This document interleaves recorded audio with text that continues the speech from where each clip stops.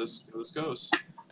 Hey everybody, and welcome to Beneath the Tide, episode 20. Ignore the sounds of the Dark Souls invasion that you might hear in the background. That is my phone. Just how she goes. Alright, so apologies for having no Mad Mage game today. There was a lot of issues on my end with my Wi-Fi range extender that I was plugged into. It just randomly decided to break today.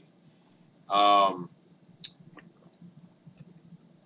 than that, we should be good. I'm plugged into a router now, fully plugged into a router, so with an Ethernet adapter still, but I'm getting 70 megabits a second for downloads, so that's better than the 5 I've been getting.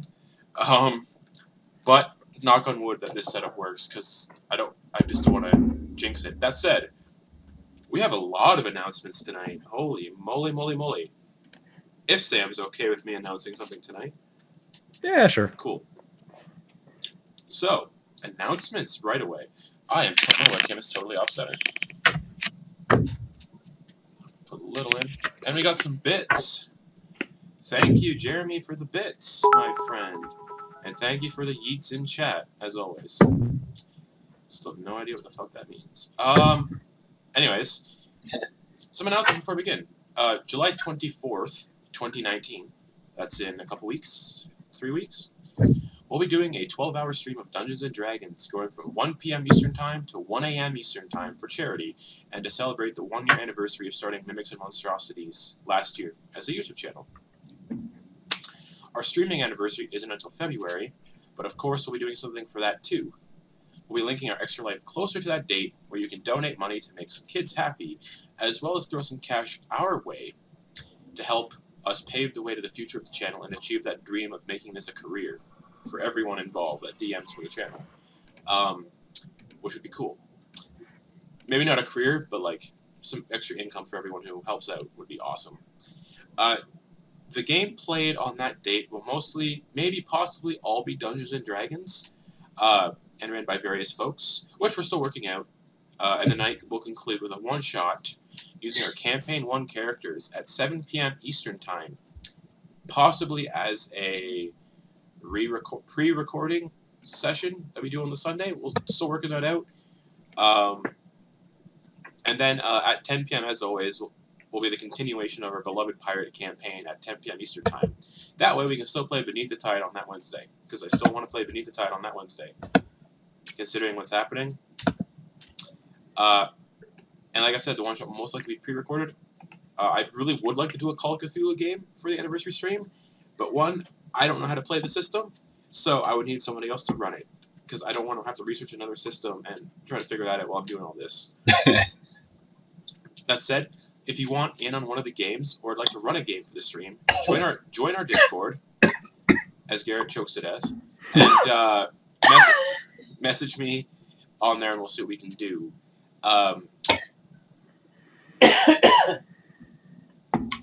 Good. I'm alive. I'm cool. Yep. No. TPK Garrett in chat. It's just some intellect devour trying to get inside. You may notice that these announcements are a little more streamlined because I have notes for them this week. We also have a podcast up on iTunes and maybe Spotify in the future, because I noticed some people in Discord were saying, "Hey, what if I don't have iTunes?" And I'm like, I don't know. But you can have a podcast app. I don't know if that podcast app works on other devices. That's how I've been listening to it on my iPhone. But Garrett's in charge of the podcast, so if you want to know those answers, you can ask him, maybe. Anyways, just search up Mimics and Monstrosities, and you'll find us.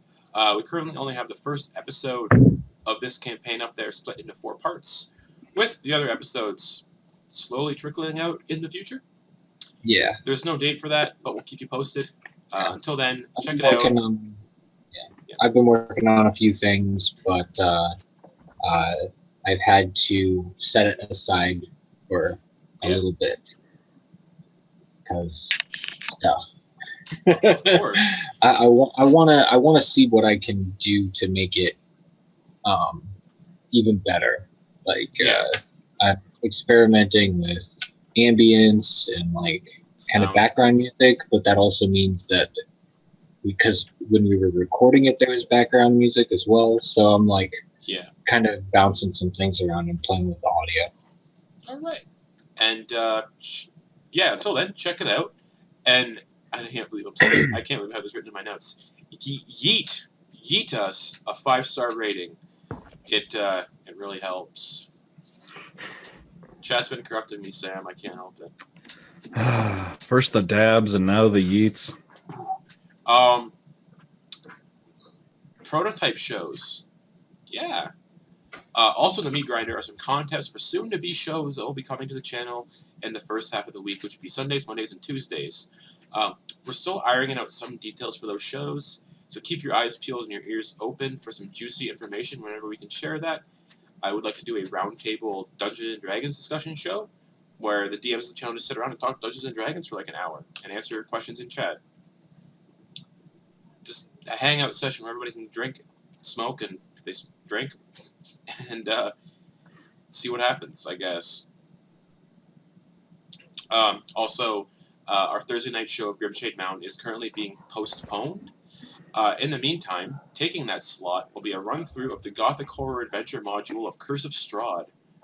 So, join us Thursday night at 7:15 p.m. Eastern Time to get all the cast together until around 9:45 p.m. Eastern Time as the players make their way into the fabled Death House, which is so good. Also, we're also working on a show strictly for our YouTube channel called Demystifying DMing, which I'm going to throw right to Sam if he wants to talk about it and all that jazz. Oh yeah, hey folks. Yeah, demystifying DMing, which I did not come up with the name for. Raise your hand in the chat if you came up with the name. It's basically going to be a sort of how-to guide for some tips for DMing, especially for like DMs who are just starting out or people who want to DM their first campaign.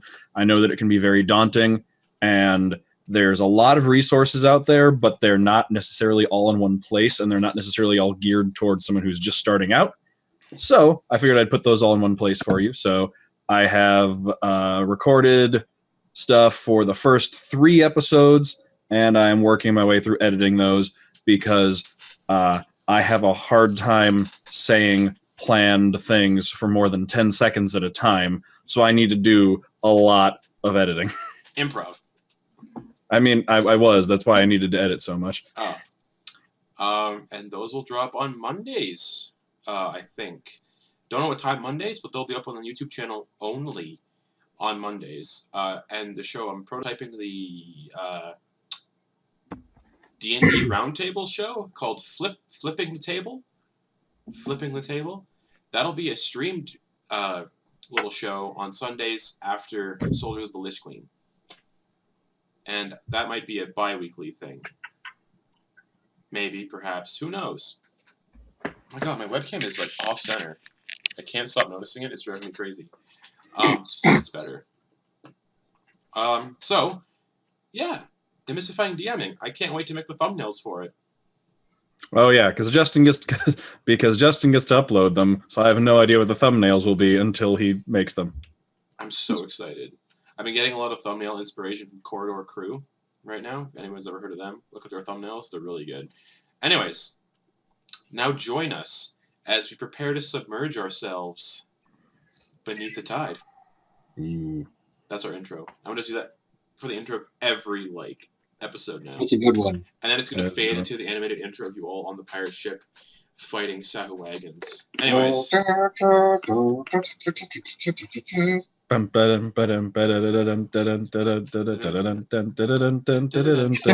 Fuck. Look at the viewers, by the way, on Twitch. Yeah, saw that. Also, Twitch extension. Check it out if you want to see people die in real time. Anyways, when we last left off, the crew of the Kobold's Cradle, now the crew of the Void Maw, were rescued last minute by Baxter Ornstein von Huxley IV, who cast Mass Banishment and sent the Mind Flayer Hulk and Intellect Devourers about to kill the party to another dimension entirely before taking you all, your ship, and your crew into his personal demiplane to remain safe, heal up, and talk about events transpiring behind the scenes. You all had strange dreams upon arriving at Baxter's demi-plane, which in turn was revealed to be the headquarters for an order of powerful folks in the world of Del Nasra, who band together in times of need to help deal with powerful threats.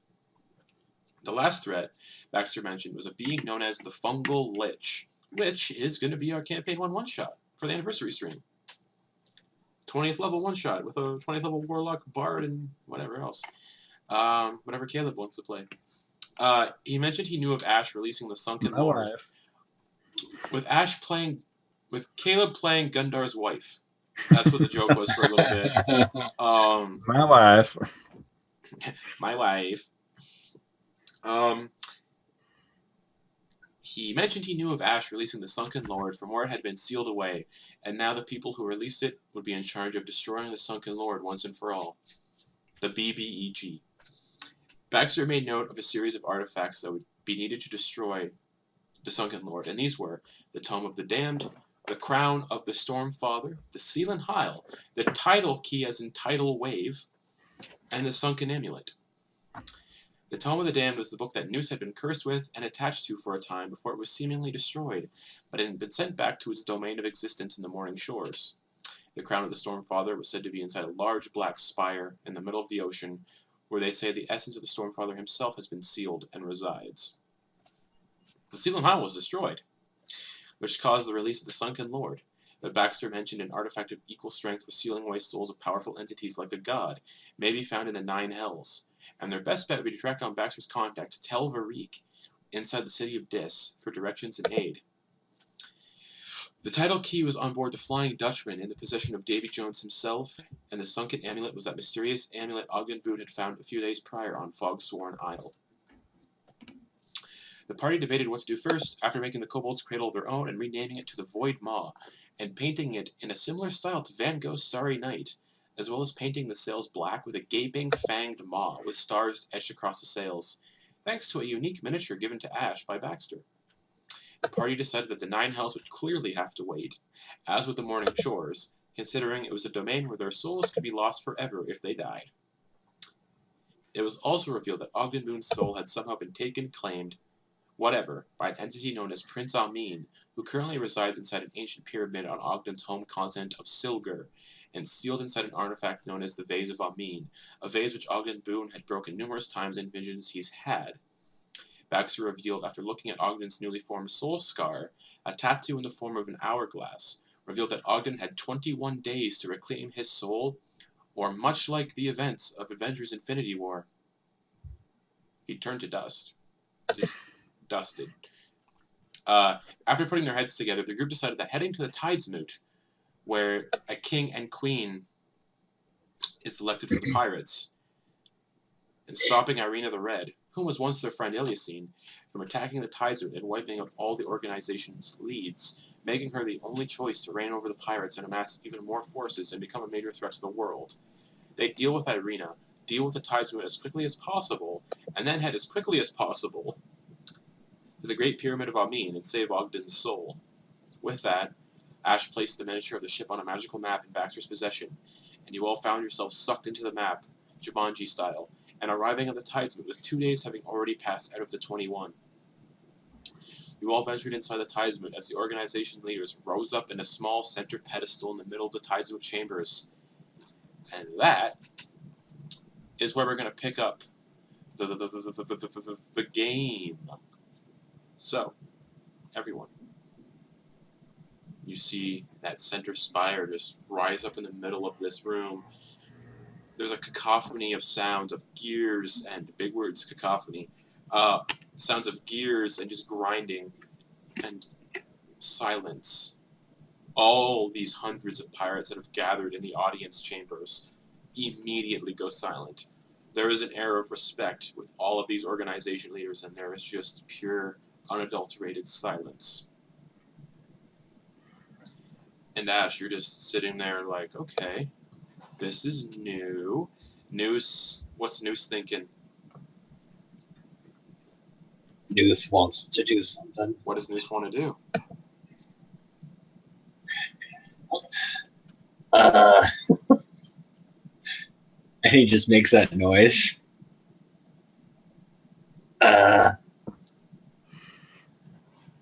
Because it was just you just mentioned it was really silent. Oh, okay. Everyone like looks at you and just goes. Echoes. Yeah, it echoes across the entire chamber. Just, uh, uh, uh. And there's a sound of like all these heads just turning to look at news. Just. And then back to the organization leaders. And you watch as that white dragonborn, Monroe Quigson, stands up. And as she stands up, you notice that her outfit is also like coated in like a thin layer of frost, much like her ship constantly brings a winter storm with her. And she stands there and just says, "Beloved captains, organization leaders, pirates, and crew members, today we attempt once again to elect a king or queen of the organization. Each captain will stand up and present a case of who they deem worthy of the title. They can vote for themselves, but ideally you want to vote for an organization leader. And then when a captain stands up and mentions their vote, his crew must stand up, his or her crew must stand up and also let their vote be heard. So, we're going to be going from left to right for the captains, and then the organization leaders have their votes. So, firstly, she pulls out a scroll. Ash. Does Noose have access to Ash, like to touch him? No. I'm like up on a Okay. balcony. Yeah, he's like up on a Okay. balcony, like a couple 100 feet up. And- Alright. Good luck, buddy. So I'm first to vote? Yeah. I thought, okay, all right. I totally remember the names of all these people. Okay. So. Is that going to be a debate or a primary? Nope. They just assume you know everyone. All right. We might need to, I mean, depending on what we actually want to do, there is a whole bunch of Mind Flayers on their way here. Right? Mm-hmm. Oh, yeah. All right. Oh, yeah, I'm supposed to stand up, right? Yep. All right. All right. Well, Ash is given a platform. He's going to take it. Ash is going to stand up, and with everybody listening, he's going to say, I would like to vote for anyone that is not the army of Mind Flayers and Walking Brains that's on their way here to try and take over this entire building.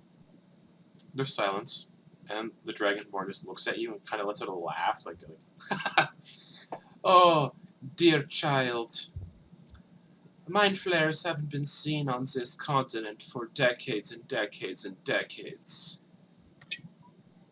Well, it was only a few days ago when they destroyed Harrigan's Wharf, so that's more recent than decades. She closes her eyes, snaps her fingers, and you watch this white raven appear on her shoulders out of thin air. And she's like, "Archimedes, go see if this is true, please. Thank you." And then Raven vanishes, and she's like, "We'll see if your claims are true, child. You still have to vote."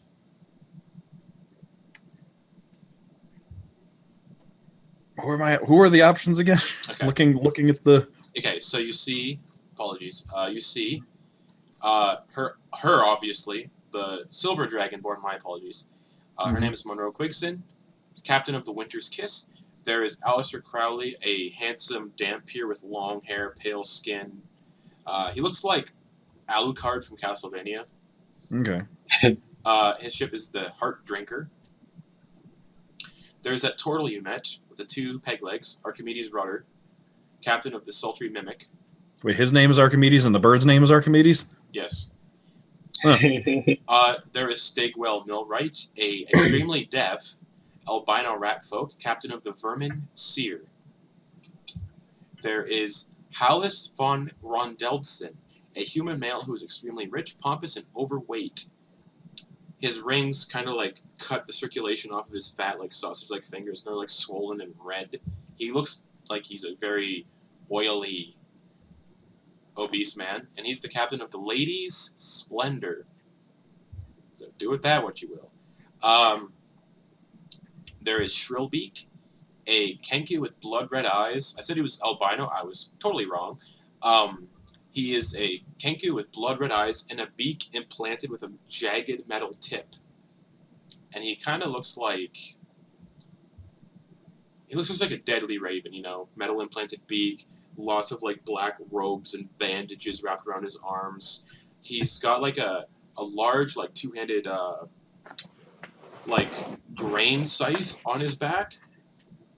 Not like a sickle, but like a grain scythe that has like the you like move around like that. And he's the captain of the Murder of Crows. And then finally there's Plank Swiftpelt, a snow leopard looking tabaxi covered in various like extravagant silks.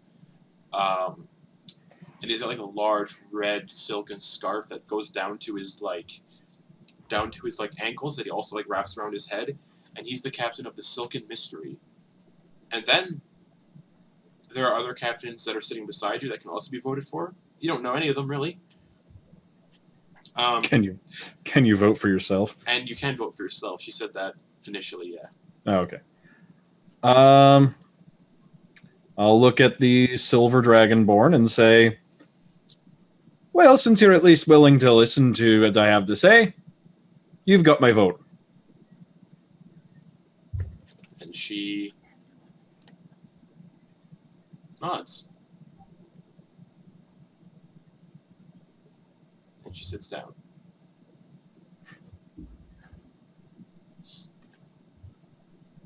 And then she looks down. I lost a bit of that. Sorry. Oh, yeah. What happened? The only thing that I heard was that she just sat down. She nodded her head and sat down. Okay. Oh, okay. Thank you. And then I sit back down then. Okay. And she looks down. She looks down to your crew. Yeah. And she says, "What's that?" We vote with Ash. Okay. She's just like, okay. That's fine, I guess. Okay. Didn't expect that. And she looks to the other captains. And she says, you know, talks to them. They lead their votes. You see this, like, turtle, no eyes. They're kind of, like, stitched shut. And he's got, like, bluish white scales, or skin. And he's like, I vote for myself. And then it's just pretty common going down the line. Every other captain's like, I vote for myself.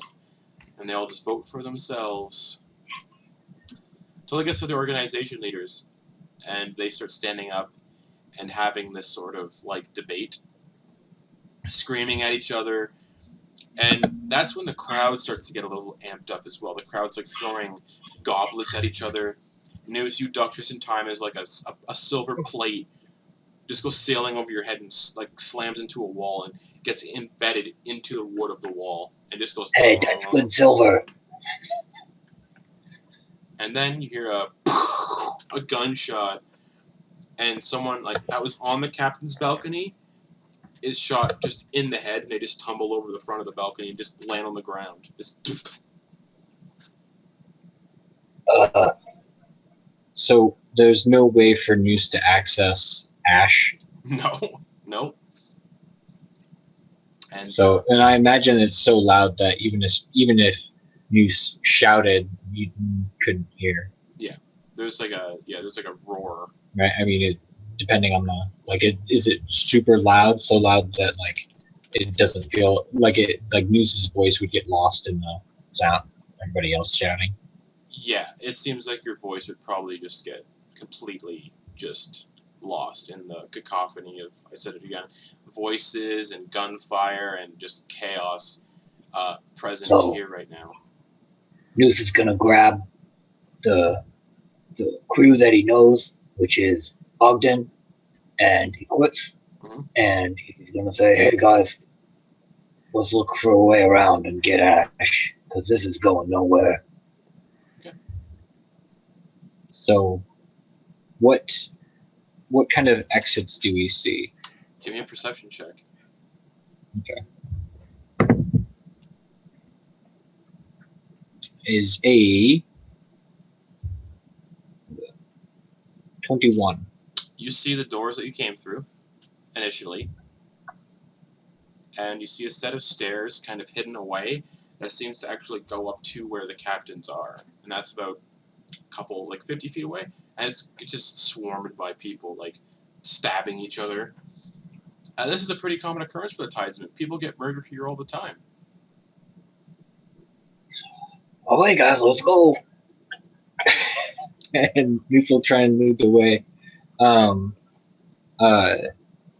And he's gonna,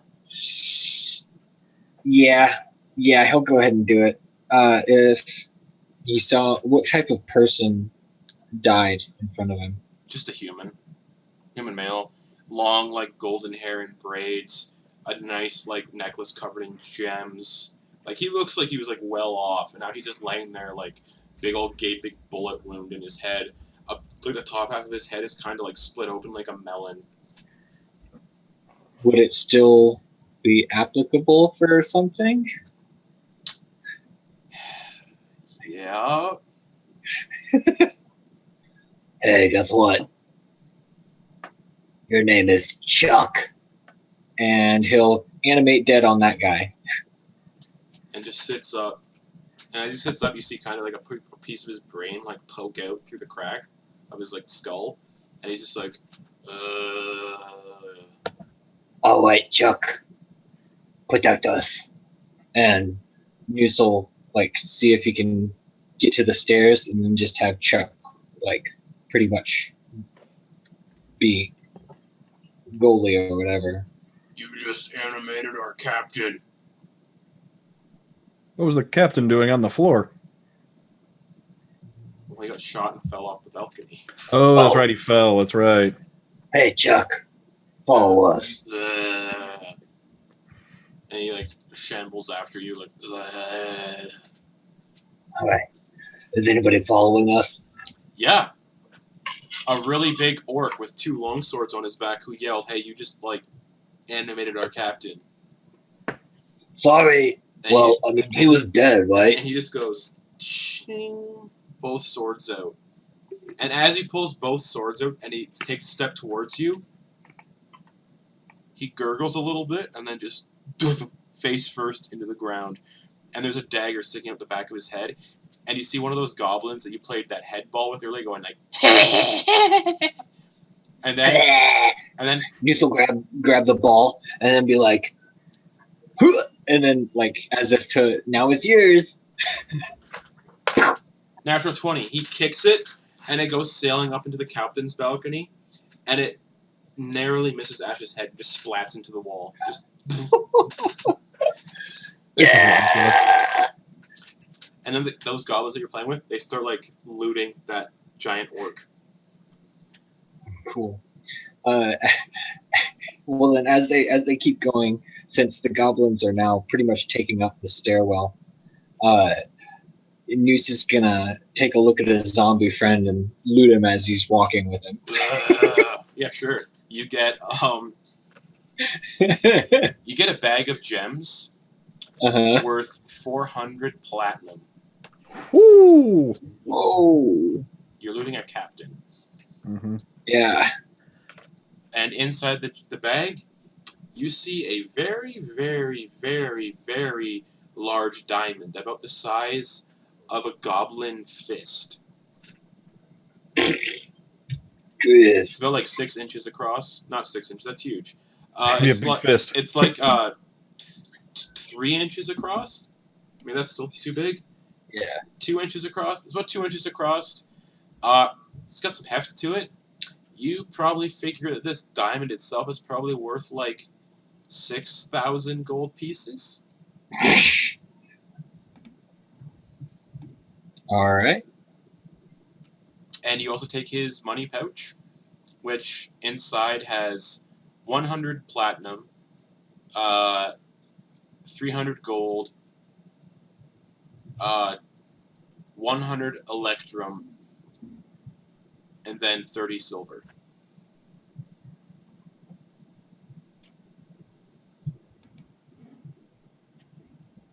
And you also get a telescope.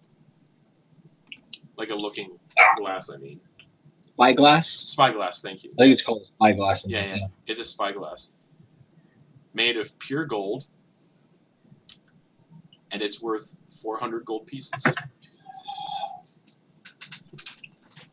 Jeez, Chuck, you had a lot on you. This is a good guy. No, that's all right.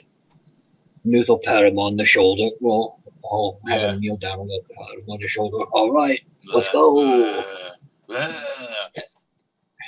And you guys start making your way up the stairs to where the captains are. Ash, what are you doing? Okay, real quick, I'm on this balcony and I'm about level with where the over captains are on their pillar, right? Yeah, the organizations, yeah. How far from the balcony horizontally is it? 30 feet. 30 feet. I think you can jump it. You can jump as much as your lengthwise, as much as your. It says if you click movement on your character sheet, it will tell you what your long jump is. Oh, okay. Movement, long jump. Up to your strength score. Yeah. In feet.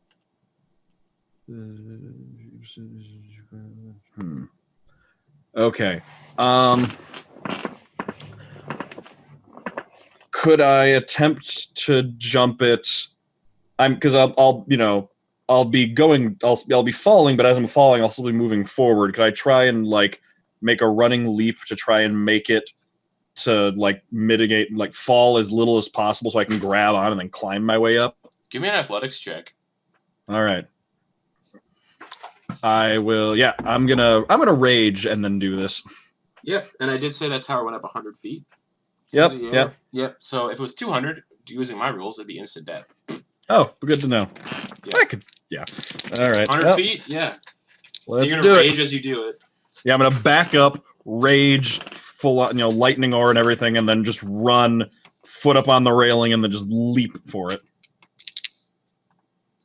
Athletics. Okay. Oh wait, that one's actually on its side. So okay, well that's either a 7 or a 16 plus 7. That's a 23. You just and you step like on the railing of the balcony to get like momentum, and you like jump the gap, and you're like going up the stairs, and there's no like. You can see what's going on while you're going upstairs. You see Ash just take a running leap, get some footing on like the railing, and then just launch himself through the air. He lands in the middle of the organization leaders and just superhero landing. Still just lightning everywhere. And all the organization leaders turn their weapons on you. Just. All right, now did I or did I not say there is a bigger problem on the way?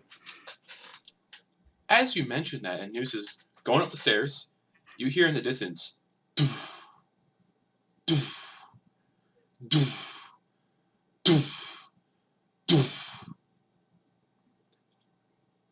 And silence as everyone in the entire room goes quiet again.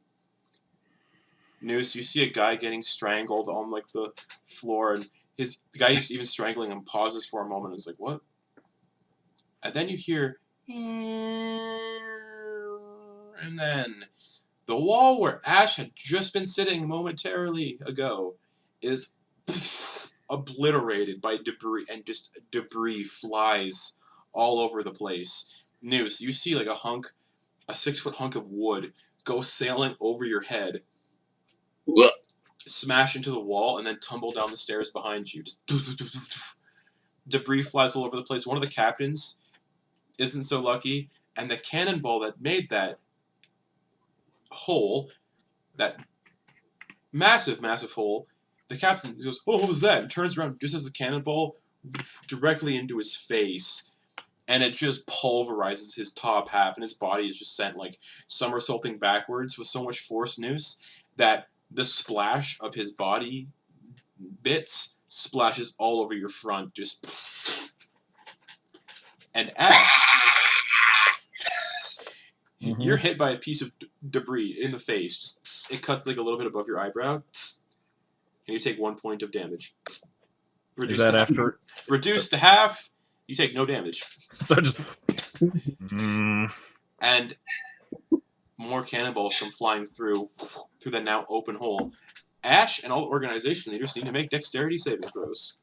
Oh boy. Can I see the source of the dexterity saving throw? You can see the cannonball coming, like time is slowing down for you, like so you get advantage. Yeah, because I have danger sense. Yes, you do, sir. Oh no.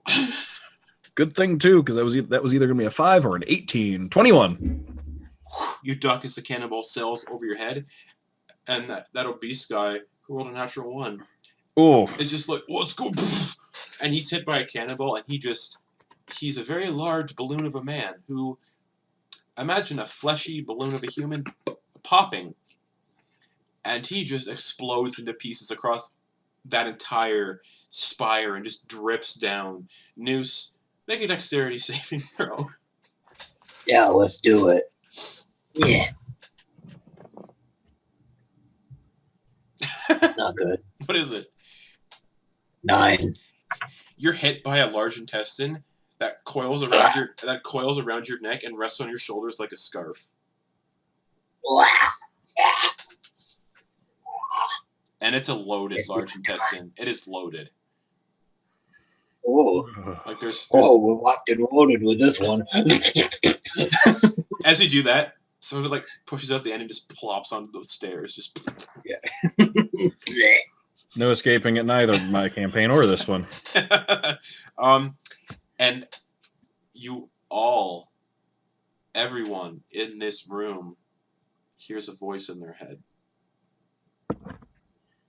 And it just says, "Lay down your arms. No more people need to die." And Ash, covered in just blood and gore and like wood debris peppering your clothes, you look over and see through the hole, you see a figure levitating up and through the hole and just floating there on the other side of the hole. And it's a female dressed in Iliacine's clothes, long red flowing hair. And she locks eyes right with you. All right. I look right through that hole, right at her, and I would like to yell out as loudly as I can over everybody, "Pirates, to arms!" And I would like to blast a lightning bolt right through the hole. She raises her hand and goes counterspell. Hmm. And she, even from a god trident, she floats through the other. Because it's only a first level lightning bolt. It's a 3rd level lightning bolt, but yeah. Oh, she's using a 3rd level counterspell. That's what you need. That would. Oh, okay, cool. So that's minimum for that. She floats through the hole, lands on it, like on the hard floor, and she's like, "Not today, Ash." And then you hear a doof, doof, doof pounding on the doors that you had come through previously, down in the audience chambers. Is how close is she to Ash? 15 feet. Or no, more than that, actually. Yeah, she's on the 40, balcony, isn't she? 45 feet.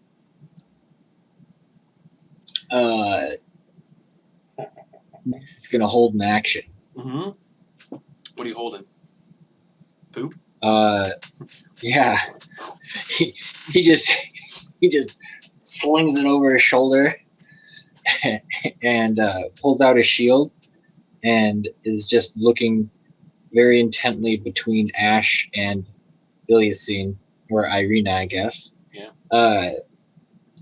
And he's waiting until Ash gets within striking distance. And right as Ash gets within striking distance, Muse is gonna loose a spell. Loose a spell. All right. Yeah. Well, I can't get within striking distance easily because there's a 100-foot deep gap between us. Oh, okay. When he initially said 15 feet, I was thinking, oh, you were right. Pretty close. No, it's She came through on the balcony. You're closer to her than I am. yeah. I You're was on wrong. the balcony with her. It's 45 feet from him to her, and then you're on the balcony with her, but near the stairs. Okay. Um, Right. So that means Eclipse and Ogden are near me as well. Yeah, they're right behind you. Okay. Well, then Noose will just go. How close is she From you? again to us? Yeah. 30 feet. And is there anything else next to her? Nope, just her. And that massive hole that her ships just blew a hole in. I mean, yeah, Noose is just gonna try hold person on her. Counterspell. Is she aware? You need to be able to see the person. Is she aware of him? Correct. That's right. Noose is a sneaky one. You know what, Noose? Give me a stealth check. Stealth check first. Yeah. It's bad. What'd you get? of all of the crappy stealth checks, 9. She looks at you, counterspell. Damn it. And as she looks at you, Noose, she says, just hold on a minute.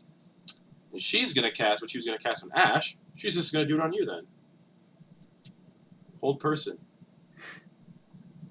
Counterspell. No, he doesn't have that. Oh, you don't have counterspell? No. Oh, okay. All right, so wisdom saving throw, right? Correct. All right. Yes. Oh, thank goodness. Yeah, that is a 24. Yeah, DC 17. You succeed. Better you than me. And then the doors that in the audience chambers splinter and break open. And you watch as 2 Mind Flayer Hulks, the giant-sized Mind Flayers, walk in, and one of them just kicks one of those goblins and sends him spiraling into the side of the spire, and the goblin just splats and paints the spire as it just crumbles into pieces. And you watch as 2 Mind Flayers also enter down there in the audience chambers. And you hear skittering on the outside of the tower, like things are crawling all over the outside of the tower. And I think it's time we have some initiative rolls to figure out what you guys want to do here. Oh boy. Are the other captains or organization leaders doing anything about this? They're getting ready to fight. Yes, they are. Okay.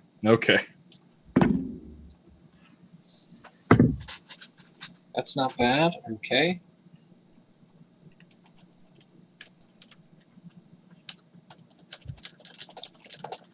You want me to roll for Oof. Eclipse and Ogden? Sure. Okay. Here's Eclipse. I don't know her plus though. Hold on. I think Her it's, initiative bonus. I think hers is plus. I'll tell you in just a second. Pulling it up. Yeah, I'm about to have it load up.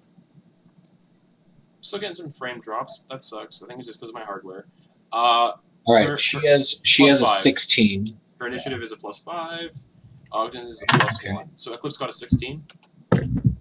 Yeah. Oh no, Ogden's poor initiatives. What OG Den get? He got a 4. Oof. And Ash, what are you rocking for initiative? 9. Ouch. Noose. You and 19. You and Yeah. Chuck. Nice. Let's go, Chuck. Oh god, what do I do with this zombie? All right. Yeah. Okay. So So, News, we it's your turn. are 30 feet. Yeah. 30 feet. 30 feet. Okay. Noose is gonna have the zombie play defense for Ogden. Sure. Pretty much have him stand between anything that comes at Ogden. Yep. And Noose is going to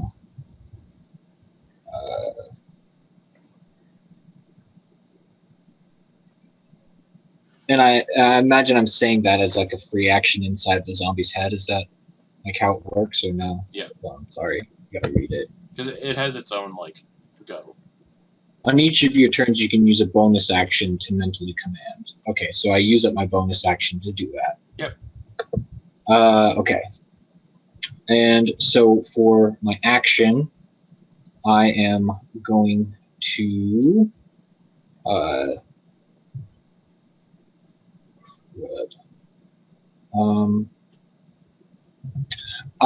sorry. I'm going to Toll the Dead on Irina. Irina, what's the saving throw on that again? Wisdom. Fuck. 13. Okay, she fails and takes 10 damage. Necrotic. 10 damage. Yeah. All right. She's just like, ugh. She grimaces a little bit. And Noose will retreat down the stairs a bit, out of sight. All right, 30 feet. Or however far, just far enough to break line of sight. Okay, so you like go down a little bit and get behind like a pillar. Yeah. Like crouch down behind a pillar. Like, How far away does that put me away from if I do? You just go back about 10 feet. Okay, so I'm 40 feet away from her. Yeah. Okay. Thank you. That'll end my turn. All right. Eclipse is. Oh man, I don't want to. Eclipse is gonna pull out her flintlock pistol, just shoot at Arena, because. Yeah, this chick was once a Mind Flayer, and now she's a human again. What's up with her, right? Ooh, 16 plus 7 to hit. That'll hit. This is now a magic flintlock pistol because it's a +1. Yeah, I think that's how +1 weapons work. That's why I'm rolling it. Ooh, that's 10 piercing damage from that shot. Just fuck. All right, damn it. But it's Irina the Red's turn now. She's gonna look right at Ash. She's gonna close her eyes for a minute. And give me a second. Because I don't have a character sheet for her. I have a rough written sheet for her. So I need to pull up the spells that she has. You know what? She's gonna do it. All people like this do. And she's gonna do an Eldritch Blast. 2 Eldritch Blasts right at Ash on top of that pillar. The first Eldritch Blast to hit is a 24. Yep. And the second Eldritch Blast is a dirty 20. Yep. Just she's casting. It's a cantrip. Oh, my apologies. Oh yeah, that's 2 beams. Sorry. Do you take resist? Are you resistant? Would you take half to? I'm not resistant to force damage. Oh, because you're not a totem, right? Yeah. I'm only bludgeoning, piercing, and slashing. That's it. All right.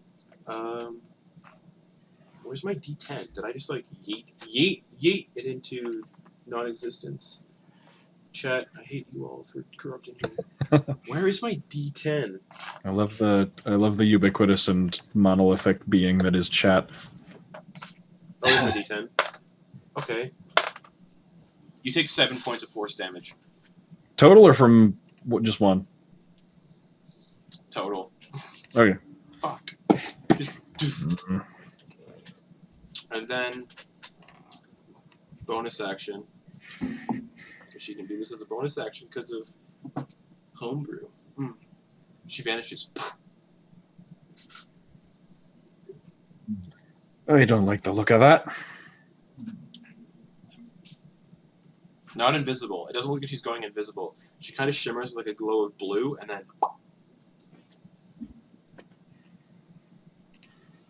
Thank you, Sam. Ash, it's your turn. Inspiration. What did I do? It was just shout out to Soldiers of the Lich Queen episode. Anyways, yes, Ash, it's your turn. What did I do? Anyway, all right. There was no way for this. There was no way to get down from this tower, was there? Nope, it rose up by itself through like contraptions. Do I see any mechanism by which to lower it? You can use your action to give me a perception check. Yeah, sounds like a thing nerds do. Okay. You can always jump back. Well, I was gonna say more fun idea, because you said this tower was made of just like kind of a janky, rickety, just more or less just pile of ship parts, right? Yeah, this entire tower is. Okay. Would it be possible to grab my trident, like right by the head, jump off the side, dig the trident in, and then use it to slow my descent? Athletics check. All right, I'll take it. All right, so yeah, Ash will turn around, and dig the trident in to try and slow his fall down. Yep. And I'm raging, so athletics is at advantage, which is good. 21. And you descend about halfway down the tower, 50 feet down. And then stop. Yep. All right, I'll just drop the rest of the way. Okay. Yeah. Woo! Barbarian. So that's 5d6. Oh, okay. You take 16 bludgeoning damage, reduced to half, so 8. All right. 8 bludgeoning damage. You just drop 50 feet on land on your ankles, or your feet. Oh, I feel that in 20 years. And you feel a crack in them. You feel like them you almost roll one a little bit, but you shake it off. And Noose watches you just drop 50 feet to land with like no issue. Just doof. Do I stay upright or do I go prone? You stay upright. All right. How much movement do I have left? I don't count falling. You jumped over the side. I'd say that only would have been like 5 feet. So Okay. you still have 25. And there's like 2 Mind Flayer hulks just like pummeling people in the lobby. I still have 35 because I'm a barbarian. Correct. So I will move 35 feet towards the hulks. Okay, I gotta roll their initiative now because they're gonna be in combat. And there's Question. Yeah, what's up, Noose?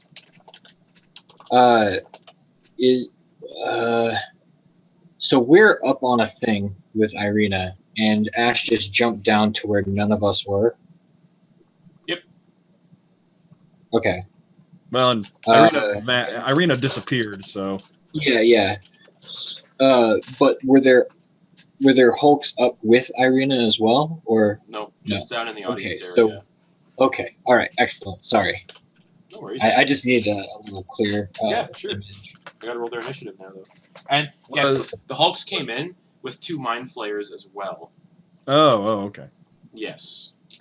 Now, is the crowd like fighting back, or what is the crowd? They're trying to. I'm not gonna have the crowd have like. I'm doing crowd stuff behind the scenes because it would take. Right. It'd be so like. Oh yeah. Yeah, there's like there's hundreds of people here, so. I'm not alone with 2 hulks and 2 Mind Flayers, though. You are not. No, Okay. because that would be bad. That would be a very bad idea. I'm hoping that the crowd. Do I still have an action after all that? You do. And with 35 feet of movement, how close did I get to the hulks? Face to face. Okay. In that case, I'll just walk up to one. I'll just storm up to one of them, and have him make a dexterity saving throw for my lightning aura. Yes, sir. So, Chad, this is basically, think of a Mind Flayer that is giant-sized, hulking, massive, muscular. It is a giant that has been put through Ceramorphosis. And I'm gonna wrestle it. Gundar would totally. That'd be Gundar. Gundar would kill it. Just like, yeah, I'm gonna grapple you and throw you off the world. Hurl it around the world. Okay. So it has to make a dex save. Yep. Okay. This one is only like DC 12 or something. Oh, okay, cool. 16. Sorry, DC 14, but still makes it. Still takes half. Okay. Takes 2 points of lightning damage. Oh man, it's. How do you want to do this? Okay, and then I'll make my trident attacks. Cool. First one is a 21. Mm-hmm. Second one is a 22. Yep. 2 dexterity saving throws, please. 5, 8. Okay, full damage on that. Where's my D8? There you are. Plus that much. Oh wow. Yeah. Wait. Oh, that's the to hit. I'm like, what? That can't be added to damage. Okay. So that is 21 damage on the first attack. Jeez Louise. And 17 on the second. So that's 38 damage total. Wow. Wham! Wham! Nearly dropped it down to half. All right, that's your turn. I'm here to fight. I suppose I would just with my voice, I'll turn to everybody and just be like, "Are you mice or pirates? Let's get fighting." Someone throws a dagger at the Mind Flayer Hulk. It misses and just hits one of the other pirates in the throat. Just like, because it was a natural 1. Just, good throw, bad aim. Dead.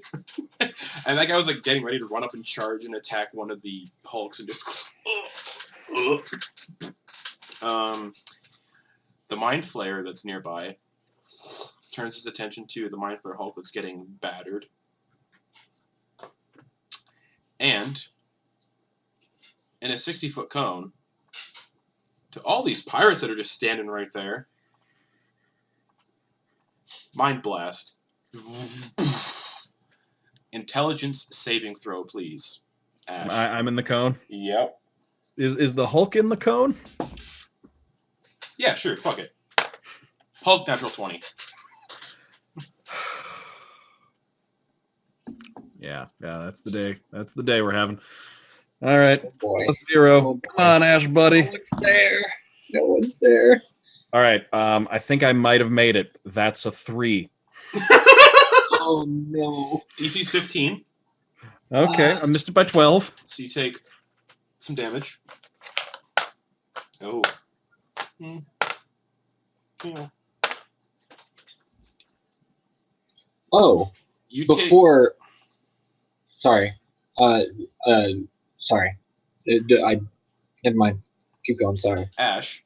Mm-hmm. You take 22 psychic damage. Okay. Ooh, I take full damage from something. And are stunned for 1 minute. But I can make the saving throw at the end of each of my turns, right? Yes. But you are stunned for 22, you said? 22 psychic. And you're stunned for a minute. Owie. Yep. And the Mind Flayer just like does that as it stuns. Let's do the saving throw for the pirates that are in that area too. I forgot to do that. Most of them succeed. Half of them fail.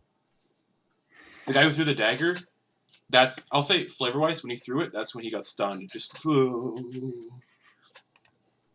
anyways, you just see a bunch of people you see this Mind Flayer go a blast that comes out of it, like psychic blast, and you see Ash just and lose his rage, I believe. Technically, no, because I only lose it if I go around without attacking or being attacked. Cool. All right. So I'm still pissed. I just can't pay attention to anything. Okay, so that happened. What's Ogden Boon is with news. Do you want to control Ogden Boon? I was thinking I would, but Yes. I wanted to run some things by you. When Sure. everything started to build up, like I'm not even talking with Ariana coming in, but when the pirates started fighting, would you say it it would be in line with Ogden's character that he would have cast Mage Armor Yeah, for sure. during that. Yeah, he Okay, would've, I will for take a sure. slot off on that. I can't control I'll do the it. slots. I got it. Okay. So Mage All right, Armor. but I would. Boom. Yeah, so just so he has Mage Armor on right now. So that means his AC is now 14. 14. Yep. Yes. I'll keep a note of that. Okay. I will write down Excellent. Mage Armor AC 14. Cool. So Ogden, seeing the person that we were fighting just disappear, does he have? How far away how far up the stairs are we? How long would it take to get down there to Ash? You have to go 50 feet down. Well, you went 50. Hold on. Yeah, about 50 feet because it's 50 feet. It's 100 feet up and 100 feet down. Mm-hmm. And you guys are. Oh no, wait. You guys only went 10 feet down to hide behind that banister. So 90 feet. Yeah, 90 feet down to the ground. Ash, your brain, your precious brain. Okay. All right. If that's the case, Ogden is going to get to a point where he can actually see where Ash is. Yeah. And he's going to do a chromatic orb on. Yeah, like the most you could get. Yeah, the most you could get away from Ash is 60 feet. On the stairs. Well, I mean, like the chromatic orb is 90 feet, which is yeah. So you can distance. literally. Oh, he's fine from here. Yeah, he could do it from here. Yeah.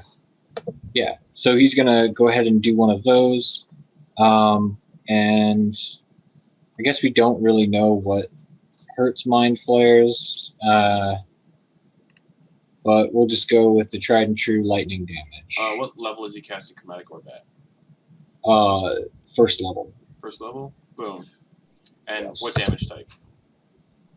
Lightning. Lightning. Cool. Yeah, so roll me a d20 plus 5. Oh, come on, buddy. Shit. 9. 9? Yeah. This, ball of lightning, sails through the air. Ash, in your stunned state, you can see it flying through the air. And it hits the Mind Flayer Hulk and just scatters across its face, leaving, little traces of static electricity, but nothing happens.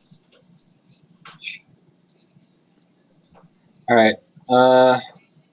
Yeah, I guess Ogden will start running down the stairs then. Okay.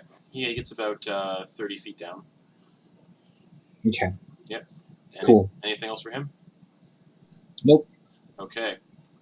The second Mind Flayer Hulk is not occupied with Ash right now. It's currently just pummeling people in the crowd. And it picks up one of those goblins and looks at the figure who just hucked a chromatic orb and saw that figure running down the stairs with this goblin in its hand. I'm going to see if I can do this. Fuck, nope. Wait, he ran down 30 feet. He's within range. Sweet. He's going to use the fling attack and throw this goblin at Ogden Boon. So, I need to see if this hits Ogden Boon. Nope. That's a 2. Yeah. All right. A 2. Oh, hold on a second. If a thrown target starts to surface, the target... Oh, it automatically hits, actually. What is it? Fling. One largest small object. Focus around to 60 feet in random direction and not prone. Oh, Ogden Boon... Oh, sorry. I did that wrong. Ogden Boon needs to make a dexterity saving throw as this goblin is thrown at him. Just... Okay. Oh, good. 18. Just succeeds because the DC is 18. Oh, jeez. And the goblin just sort of Ogden Boon ducks and the goblin hits the wall, and it's one of the goblins you played that game with. He hits the wall and you hear his neck go and snap, and he just falls to the floor limp. Just. And the Hulk is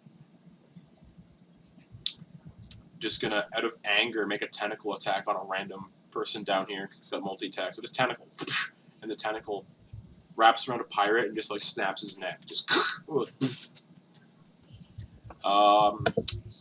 so top of the turn order, the Mind Flayer, the other Mind Flayer, is gonna push through the crowd and get to excuse me, the base of the stairs and look right up the stairs. And it is going to...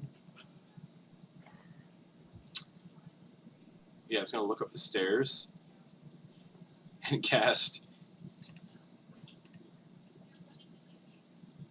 No, it's just going to stand at the base of the stairs and look up at everyone on the stairs, currently up there. Because there's people now, like, coming up the stairs to, like, get away from all this. So there's a decent amount of people coming up the stairs your way. So now you're also, like, obscured by this. Because Ogden's 30 feet away from Eclipse and I. Yeah, I'm just saying there's people coming up the stairs now, and it's kind of obscuring you from the Mind Flayer. But it's looking right up the stairs at all these people just, like, packed together in very close quarters. It is now Noose and Chuck's turn.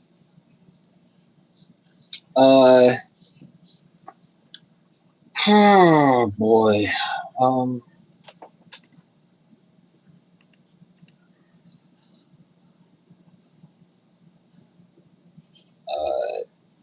Noose is gonna shoot. With a bonus action, he's going to mentally tell Chuck to attack the red-haired woman if she appears, and he's gonna hold another spell for when he sees her. Okay. All right. That's your turn, buddy. Yep. Okay. The Mind Flayer Hulk that is in front of Ash is going to make 2 slam attacks against him. We had advantage. Yeah. First one, fuck me. Maybe actually. A 17 to hit? Yep. Okay. Cool. You're getting hit by a giant-sized Mind Flayer. As it's bringing its fist down on top of you. Just like, poof. Oh! Damn it! That's 4 fucking... Oh, wait, no. 9 bludgeoning damage. 4 plus 5. 9 bludgeoning damage. So, okay, so 4. Yeah, just... Poof. And then it's going to bring those fists and slam... No, it says the stream's up. No, really? Maybe it's back. Yep, there it is. Sorry, chat. OBS crashed. Hardcore. Don't know why. Okay. I think I'm just going to close the Twitch window just in case. Okay. News. You hear a boop sound, and you see Irina on the ceiling, her feet on the ceiling, and she's hanging upside down. How high up? 30 feet from where you are. I just realized we're blue and vanishing and being on the ceiling came together in Soldiers of the Lich Queen. I was thinking this week. No. And so what is that? So as she does reappear, Noose, use your spell if it's within range, and Eclipse fires her musket off. Yeah.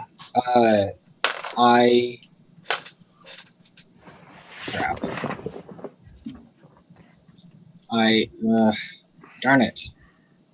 I realize it's probably not going to work very well, but I'll do it anyway. Sure. Noose, you see the little illithid tendrils on Noose's pauldron kind of wiggle around a bit, and he just says, "Grab her," and he'll cast Entangle with his armor on Irina. Strength saving throw. Natural 20. Shit. Okay, she's fine then. On the plus But side, the area, the 20-foot Yeah. area is difficult terrain still. So on the plus side, Eclipse's musket was also a natural 20 to hit. that's nice. So, so that's automatically 15 damage from the musket. Then I got to roll on top of that to see what we get.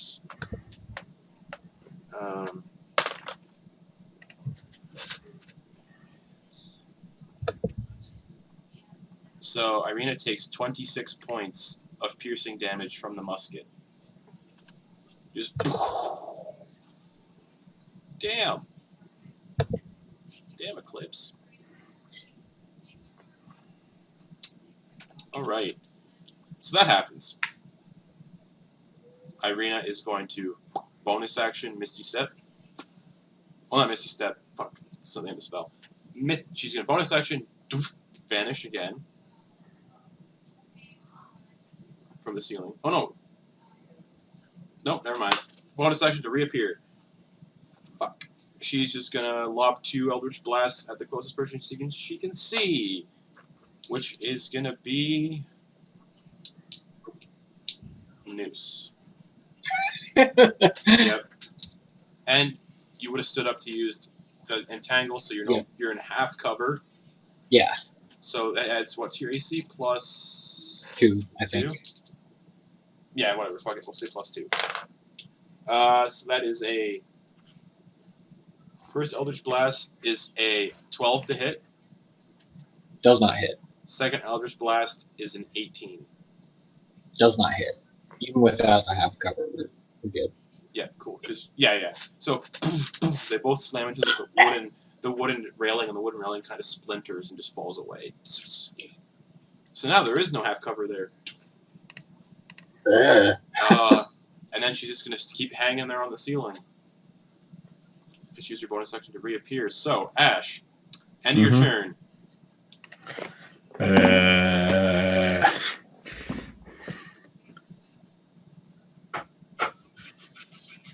Oh man. Intelligence So save. Here we go. Oh god.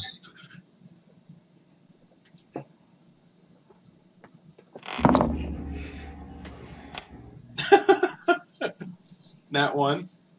Same number as last time. It's another 3. You are still stunned. Oh boy. I don't know how to get you out of that though.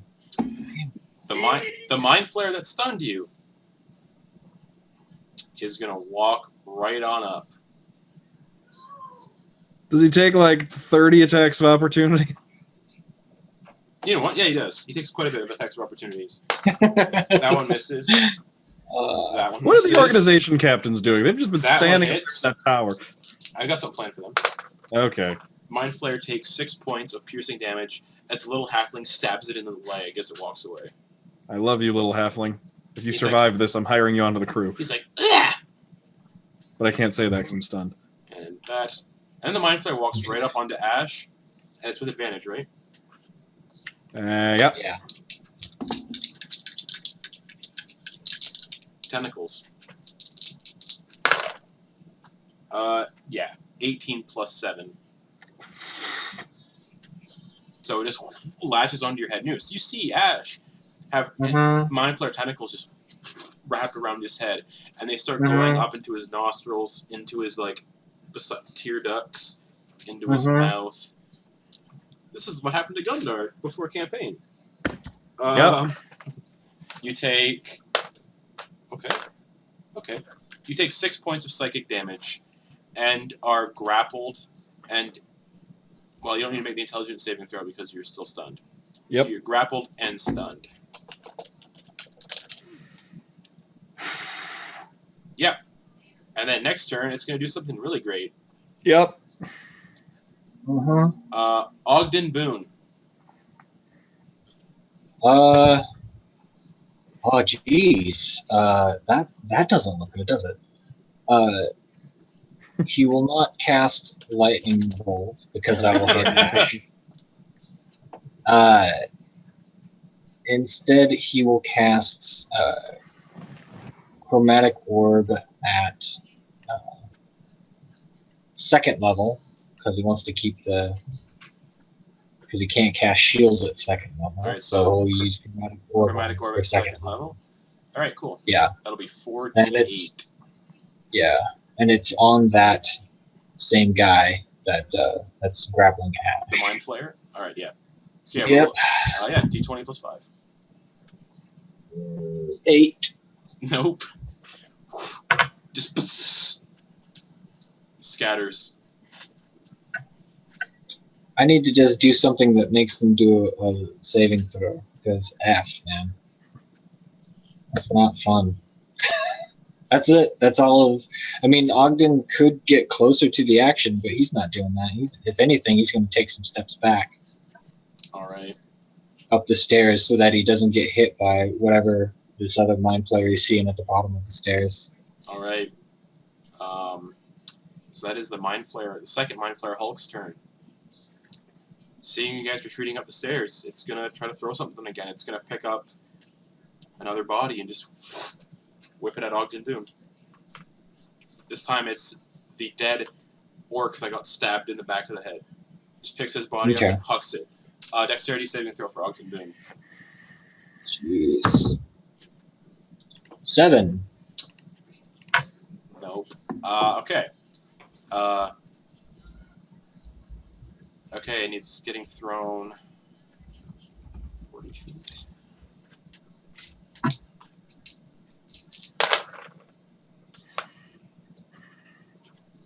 Ogden Boon takes 12 bludgeoning damage.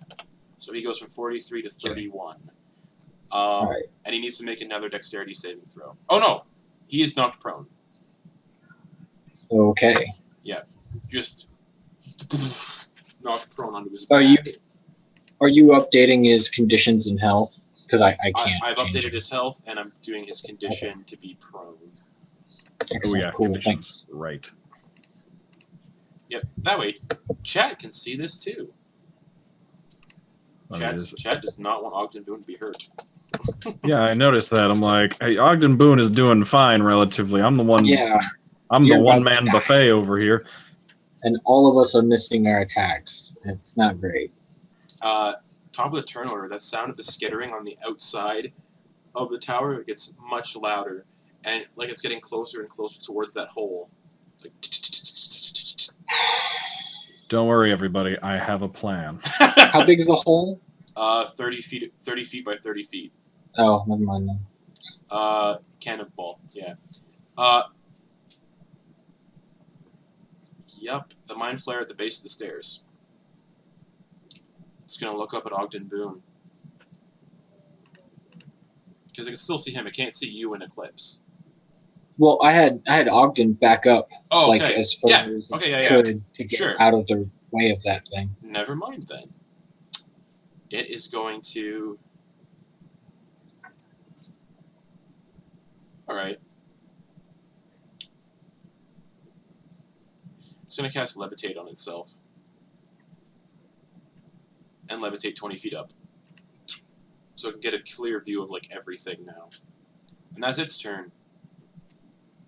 Just cast and levitate, and it's actually going to float. It's going to float...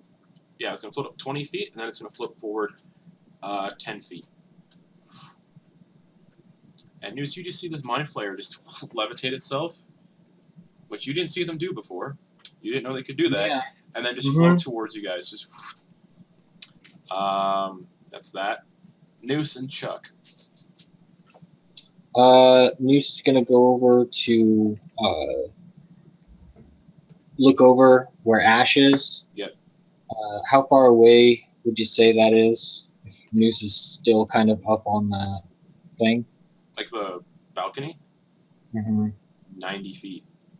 Or no. He's more like in the middle. My apologies. He's more in the middle, like 50. I mean, we were still back close up to the top where... Oh, and then he moved 30 feet towards the Hulk. So yeah, 90 feet. Okay.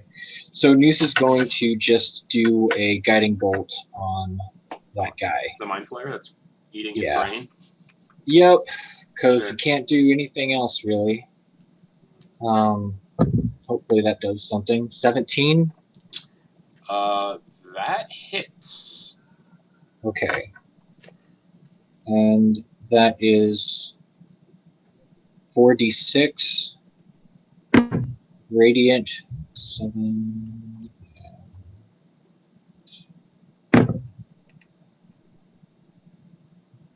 That's 12 radiant damage. Okay.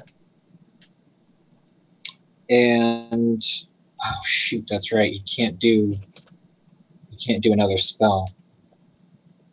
I was gonna have him do a... Okay, so Noose is going. Is there anything for Noose to hide behind now with his little biggity bonus action? I mean, there's a crowd of people coming up the stairs. Yeah, no. And he doesn't have. Let's see real quick here. He's got that.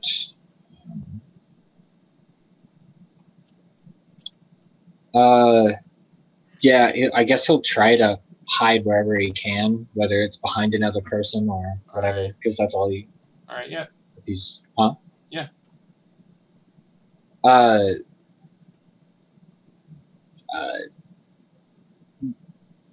I guess if he can't hide, then that's fine too. Just let him know. So you could definitely hide behind the people coming up the stairs. Okay. But they're like they're at this point they're like 60 feet away. All right. Oh, okay. Then he's not. He's just gonna. Yeah. Okay. Yep, that'll be his turn. That's all he can do. Yep. Mind Flayer Hulk that is beating on Ash is going to do something. Ouchie. Actually, no. No, he's not actually, because he's seeing another one's about to have a meal, so he's not going to do that. It's instead going to look around, grab a corpse off the ground, and throw it at... Oh, that... Sorry. Gonna throw it at the organization leader still in the middle of that tower.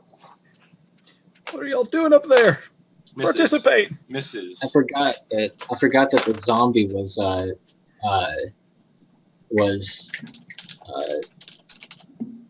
freaking bonus action to use. So I could have done something with it instead. So wham. Chuck, don't just stand there, Chuck. So yeah, that Mind Flayer Hulk is gonna run towards the tower and use its movement to try to climb up it. Just athletics check. It gets 10 feet up. Just with that, watching all the other organization leaders kind of cowering and like, oh, don't kill us, don't kill us. You see that Dragonborn, Monroe Quickson, stand up with a flourish of her cloak. She got my vote. That's my organization leader. I need to see how this works before I cast it. There we go. She's going to cast this kind of diagonally through the audience chamber, hitting the base of the stairs, and then kind of, hitting the tower, and she's going to do her best attempt to she sees the guy who voted for her, she's going to see if she can push that Mind Flayer off with this.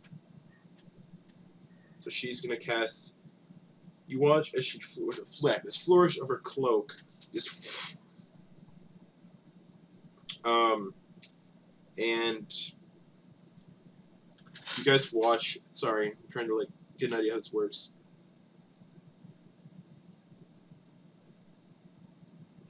Yeah, you guys see this wall just appear. You hear the sounds of ice forming, and she casts wall of ice through the center of this audience chamber, and it just forms on top of, it blocks off. She's trying to block off as much of the people as she can from going on the stairs. And the Mind Flayer that is currently grappling... Oh, fuck. That is currently grappling Ash, so it's not going to be on his space. It's going to be pushed backwards on the other side of the wall if it fails the dexterity saving throw. Otherwise, it's still grappling Ash, but takes damage. That succeeds, so it's still grappling him, unfortunately. But it does take the cold damage, which is a lot. 4, 5, 6, 7, 4, 5, 9, 13, 17, 18, 19, 25, 20, 31, 37 points of cold damage this Mind Flayer takes. But it's still grappling. Still grappling. And yeah, that wall like hits the Mind Flayer Hulk that was like running away, so it gets damaged by that too. And it's knocked. Dex save. Natural 20. Nope. Still moving towards the stairs. Hold on. You know what? Fuck it. Dice roller. Be much quicker. Dice roll needs. Sorry, everybody. 10d6 is a lot. The Mind Flayer Hulk that was running away after it had beaten Ash a little bit takes 38 points of bludgeoning damage. It almost fucking kills it. It was at 44. Has 6 hit points. And now there's this wall of ice just blocking off one of the Mind Flayer Hulks and one of the Nope, both Mind Flayers are on this side. Yes. So Ash and the Mind Flayer are on the opposite side of the wall. The other Mind Flayer is floating. Only creature that got left behind on the other side of the wall is the one Hulk. But also a lot of pirates that are getting destroyed. So that was her turn. Eclipse's turn. She's going to fire another musket shot up at Irina, who's still on the ceiling. Fuck. Nope. That's 8 to hit. Irina the Red's turn. Bonus action to do her thing. And she's going to reappear.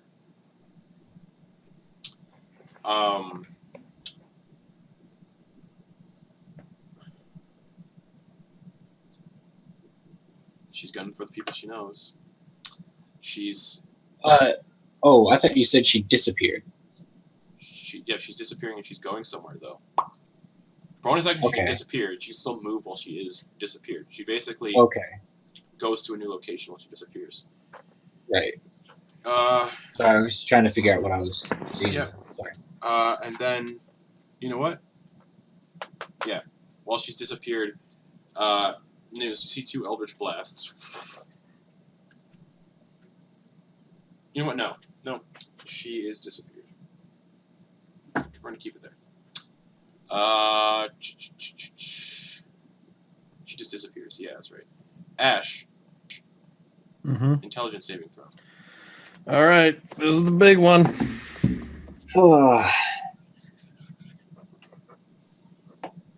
Come on, little ball of plastic. Decide my fate. It's better. It's a 9. But that's halfway to what I needed to be from last time. Still stunned. Yep. That is improvement. Fuck. Yep. That Mind Flayer is going to do what it does. Is it its turn next? Yep. It's going to do Extract Brain. Yeah, that kills me, doesn't it? It has to see if it hits first. Okay. Yeah. With advantage. With advantage because I'm stunned. Yeah, I rolled for advantage. 14 plus 7. Yeah, it hit. 21. So you are grappled and you're stunned. And yet.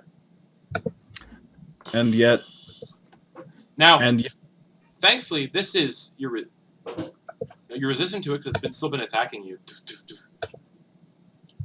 Well, but it's you're resistant to this though. Well, I was gonna say, I mean, because this would kill me. It still deals damage. You have to if the damage drops you to 0. Yeah. Oh, is that what it is? Yes. I thought it just did it instantly. Like your skull can just be super thick, and it's just like clang clang. Oh, okay. I could have sworn it was just instant death. Ash, Yeah. You take 40 points of piercing damage. So I take 20 points of piercing You take damage. 20 points of piercing damage. How you I'm doing? at 8. Oh, thank God for resistance. Yee. Just Yee. okay. All right. Just gonna have a. There's like a wound, like where your blood is just oozing out. Mm-hmm. Noose saw this as well, obviously. I mean, he's I been know. hitting that thing I as know. much as he I can. know, man. You hear it, yeah, and that halfling is before is going to stab at that Mind Flayer. If the halfling survives, he needs a name because he's getting on this crew. That hits for 5 points of piercing damage, reducing that Mind Flayer to almost death. Just yeah, stabbing it. The Mind Flayer Hulk that is stuck on the other side of the ice wall is just gonna scream angrily and try breaking through the ice wall. Just poof, poof. Ogden Boon.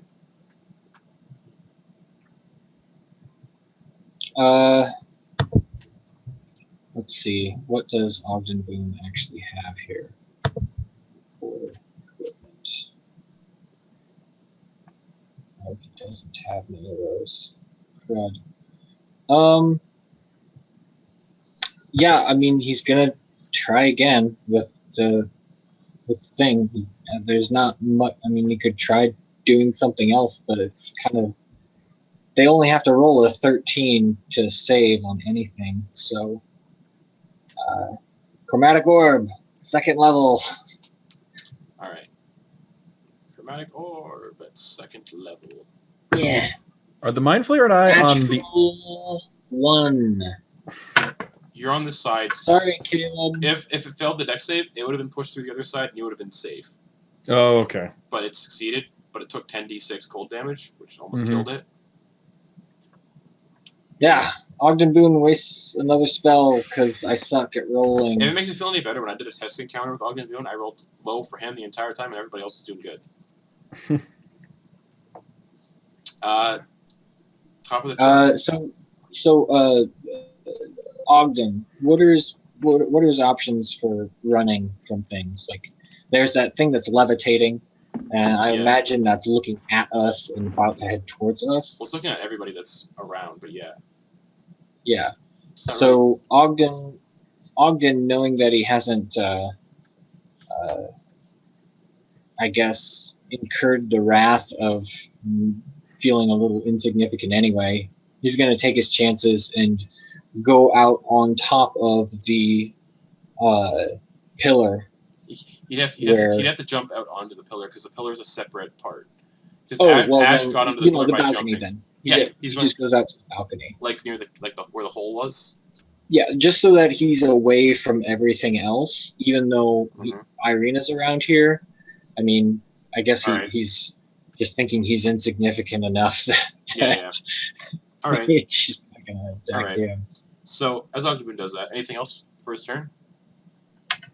No, that's he did a spell. Yep. Action. Top of the turn order, that skittering sound gets closer and closer to the hole where the cannon made. And you watch as 2 little intellect devourers jump in through the hole. And we're going to go to a break. Right there. So, yeah, we're going to take, 5-10 minute break so everybody can get drinks, urinate. And we're going to be bringing in 2 guest characters to help the combat encounter along a little bit, who will be playing pirates down in the audience area. So, we're going to take a break. We'll be back in about 5 to 10 minutes, so stay frosty, everyone.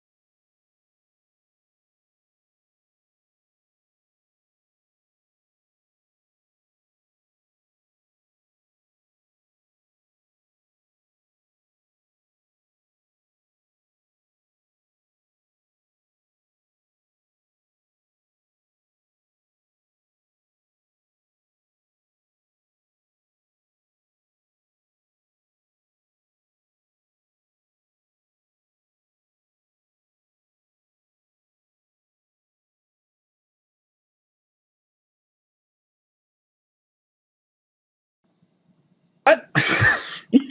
We're back. Hello, everybody. We're back with Beneath the Tide. We got some audience members in here playing guest characters. You may recognize Rose from Soldiers of the Lich Queen. And we have... What's your name again? I'm Sacred Mermaid 19 in chat every other day. Okay. Or Brittany. Just call me Brittany. It's fine. And, 1 second. I should have taken a snack bite right there.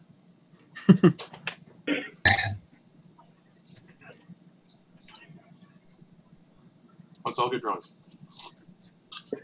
So, Aye, where's my tequila? these intellect devourers come running through the the hole that the cannon made where Ogden Boon has run towards. Little Ogden Boon. And down in the area where Ash is, stunned, are 2 elves, a high elf and a half elf. So, Rose, if you would like to describe what Ashley looks like, you may do so now. I would love to. So Ashley is a high elf. She stands about 5'6", blonde hair, blue eyes, pale skin.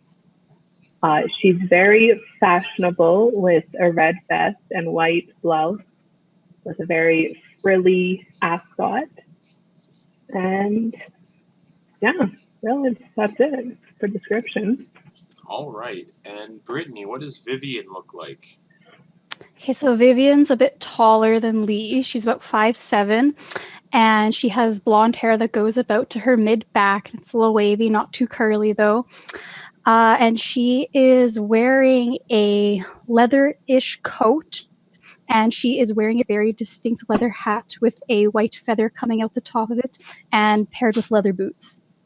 And she has very pale skin. And yeah. Fantastic. What color did you say Ashley's ascot was? White. Oh, okay. I was going to say, she's not entirely a palette swap of Ash's outfit. It was like white shirt, vest, and ascot. Wait a minute. Her name is Ashley. So, as you two are down here in the chaos as well, I need both of you to roll me initiative checks, please. I need to get back into character.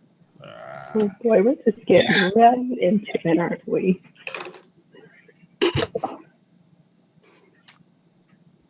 That's a 5. Okay. 21. Shit. All right. So yeah, at the top of the turn order, these intellect devourers come running in through this hole. You said 21, correct? Yeah. It's your turn. Oh, so fun. How far away are they from me? Well, you're down in the downstairs area where all the crew were. Mm-hmm. And there's just people everywhere. There is that giant-sized Mind Flayer that is about 10 feet away from you guys. And there's also like a bunch of pirates, obviously, in the area. And about 20 feet ahead of you is Ash, currently stunned, with a Mind Flayer wrapped around his face, with 5 hit points. 8. 8 Thank hit you. points. And then to your right, about 20 feet away, are the stairs. But to get up the stairs, you'd have to go 30 feet forward to go up them. But they're about 20 feet to your right, and you can see where the banister was, where Noose was standing. That is just demolished. So an utter train wreck right now. Yep. Great. We're gonna start it off with a firebolt at the giant closest to me. Sure. Roll for an attack.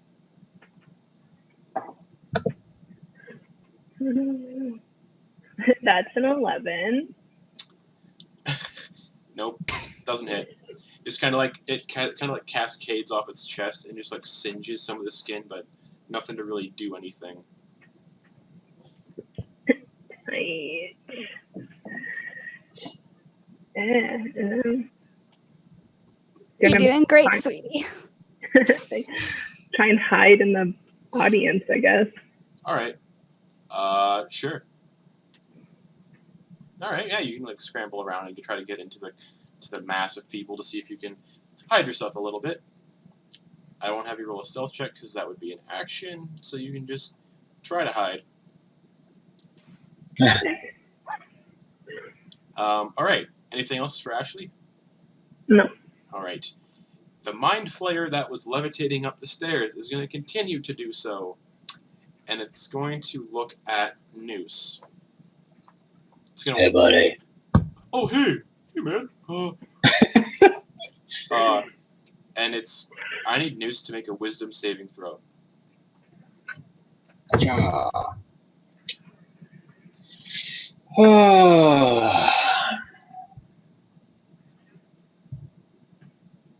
9. Cool. It casts Dominate Monster on you. Excellent. So you're charmed for 1 hour by this Mind Flayer. Mm-hmm. And sorry, I don't dominate monster. If you or creatures that are friendly to you are fighting it, it has advantage on the saving throw. Oh, so I could roll again? No, it's just. Because I have advantage? Or no? Because we're No. fighting. Yeah, roll again. Okay. Yeah, my mistake. Yeah, roll again. Not any better. Well, I mean, I guess a little better. 12! No. Unfortunately, no. Basically, the Mind Flayer issues commands with a telepathic link to you, and you must perform them. Each time you take damage... What? Thumbs up, great. Oh, I thought you said wait. So basically, it basically gives you actions, like run over there, fetch that object. It defends and preserves itself to the best of its ability.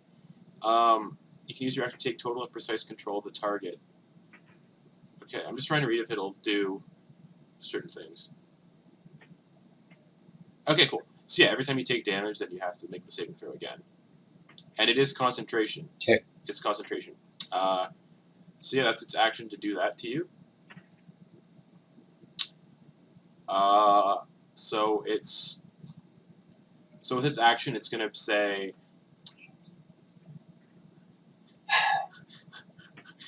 It's gonna say.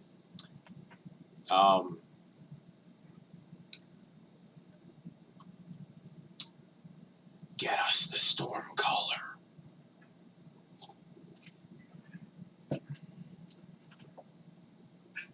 Gas? Get us the storm caller. Oh, okay. Cool. So it's your turn. He goes to get the Stormcaller. He'll use his movement 30 feet and his action to get up to where Ash is. But I think he's further than 60 feet away. He is, yeah, because you have to go down the stairs, unless you want to drop off the side and take bludgeoning damage so you can see if you can break the... Well, he's dominated, so that's up to you. Basically, it just said to get the Stormcaller. It didn't say how to do it. Well, Noose isn't dumb, so he's not. I mean, like, if all it is just I have a liking to this being. Yeah. Then Noose is gonna operate as normal and just bonus action, starting down the stairs. Yeah. At this point, so yeah, down the stairs from where you are right now. You're probably at the base of the stairs, and Ash is about 20 feet away. Okay. Isn't there a wall of ice between us two? No, Noose and you are on the same side of the wall of ice. I thought No. the wall of ice pushed me away from the stairs. Nope, you guys are on the same side. Oh, okay. Yeah. The Dragonborn is trying to keep you on this side. Okay. All right, Chuck. Oh, fuck! I I could have used one of fucking Boon's portents. Been fine. Anyway, no, like you can't do that. I mean, Oh, okay. really, right? I mean, he could just his only thing that was told to him was get the Stormcaller. So I mean, he could just have the zombie follow him with his Okay. bonus action. So that's Okay. 40. Okay. Or not, because I don't know if the zombie can use an action to move. Yeah. Okay. I'm ruling it as the zombie has its own like turn too. Okay. All right. Yeah. Then the zombie just moves 40 feet Okay. because it only has a movement speed of 20. Sure. The Mind Flayer Hulk that just got peppered by a firebolt is going to move. So for this guy, since he's a bigger guy and there's all these small people around him, difficult terrain. So he can still reach though, but it is difficult terrain, just so you guys know, for the big guys. He's gonna walk up to Ashley. Are Ashley and Vivian side by side? Well, Ashley walked away, didn't she? Yeah, I did. I tried to hide in the audience, so I didn't follow her. Okay, so he's gonna walk towards you then, because he thinks you're the one who threw the fireball then. Great. And he is going to make a tentacle attack on you. Great. That is a 17 to hit. It hits. Okay.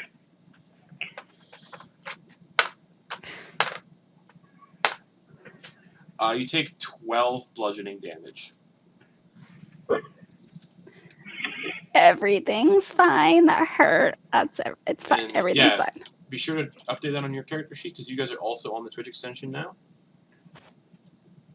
So you take 12 bludgeoning damage, and you are currently grappled by this thing. And you need to give me a intelligence saving throw. Welcome to the stream. Make an intelligence saving throw. 16. That succeeds. You are not stunned. All right. All the good news of the stream. All right. Monroe Quigston again, the Silver Dragonborn. She's going to look at... Fuck, I forgot to do that. She's going to look at Noose. Seeing him just seem like compelled out of something. Sorry guys. I need to see what the range is on this. Fuck, my phone's off. Hey Noose, you're smart, buddy. Yeah. What's the range of Lesser Restoration? Touch. Good to know. Fuck. Shit. Okay. The Mind Flayer that's floating, she's going to cast... Yeah, she's going to throw a fireball at it.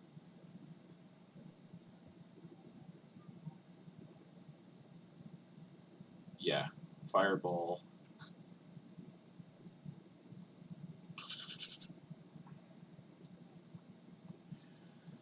Oh.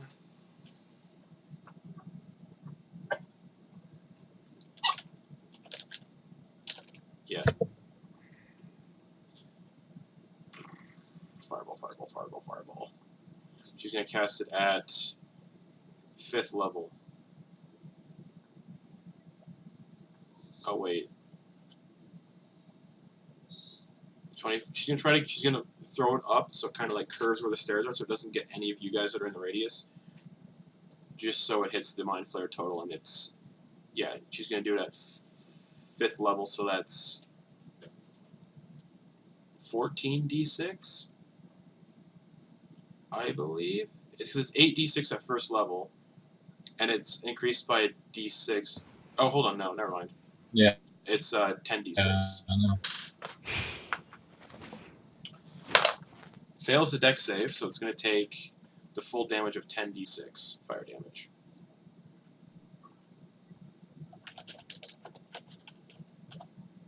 That Mind Flayer takes 36 points of fire damage. And its concentration, so it needs to make a concentration check on the... Hey, Noose, you're no longer charmed, buddy. Yay! Failed the concentration check. Okay. So it's... And it needs to do a constitution saving throw because that's massive damage. That it succeeds. Okay. She's going to use her movement to start scaling down the tower. The spire, rather. Eclipse is going to shoot at Irina again, I guess. No, she's going to shoot at the Mind Flayer that's floating towards you guys. And that hits.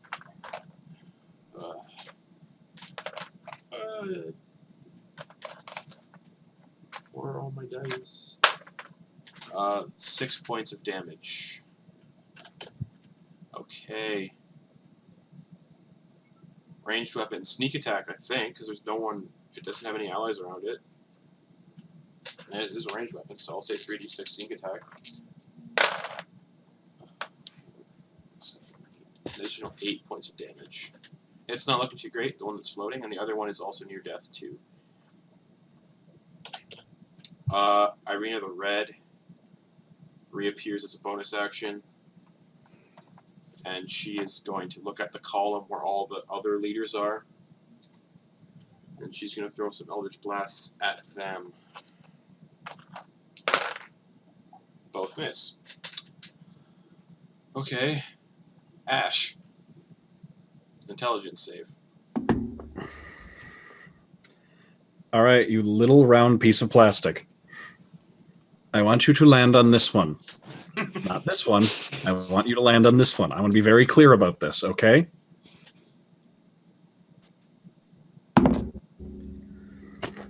Steady improvement. It's a 13. Let me check something. Still fails. Yep. So, We could really use a bard. I could use like a D6 or a D8 on that. Every time I need to make an intelligence or wisdom saving throw, I feel the lack of a bard. You are a snail and God is salting you, Ash. So, that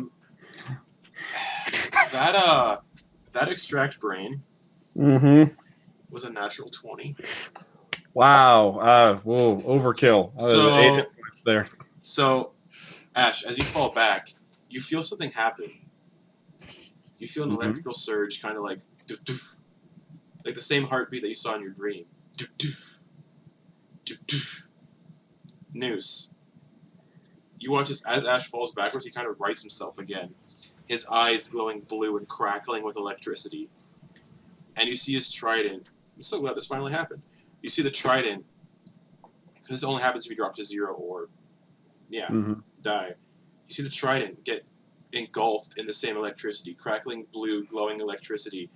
And almost like you're not controlling yourself, you slam the trident down on the ground, and a radius of electricity just goes and explodes outwards. Sam, if you would like to roll 12d10 for me, please. Sure. I don't have that right here, but I can certainly pull up a dice roller. And this only affects creatures that you choose. All right. In a 60-foot radius. Every Illithid and an Intellect Devourer in that 60-foot radius. Sure. Said 12d10? Yes. All right. Nice.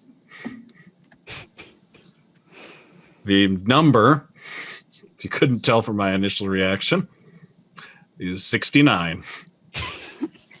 So as this nice.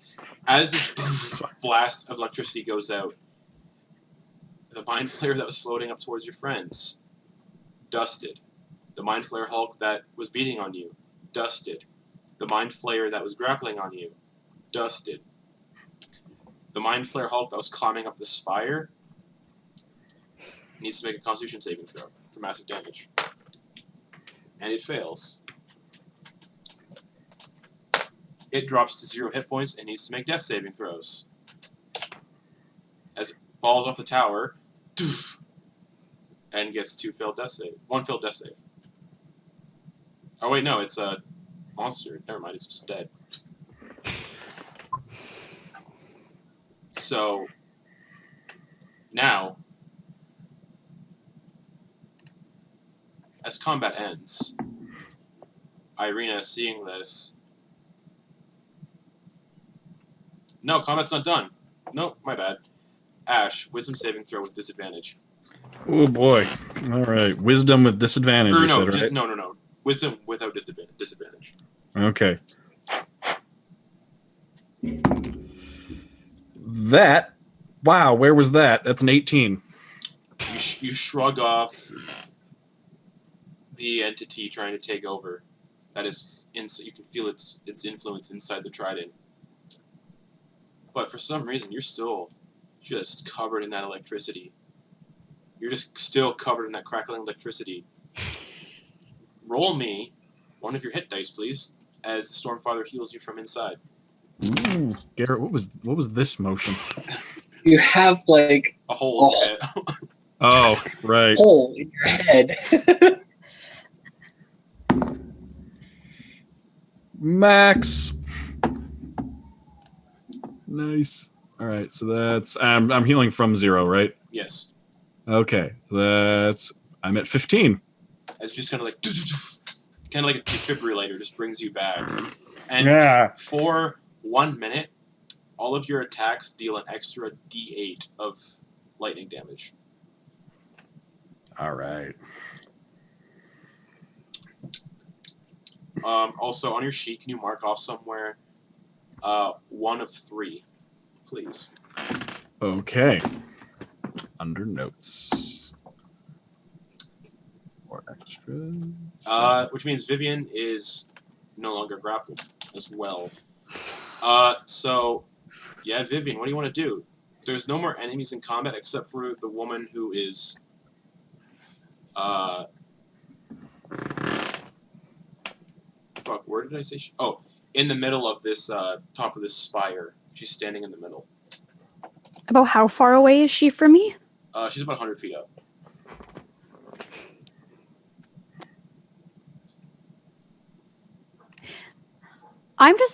Vivian's gonna go and walk over to where Lee is hiding and sit there for a moment and just kind of chew her out. Sure, what do you say? Sweetie, why did you leave me there in the path of that thing? Like, how goddamn dare you, okay? Like, I get that you're the little sister, but that's not supposed to stand for little shit.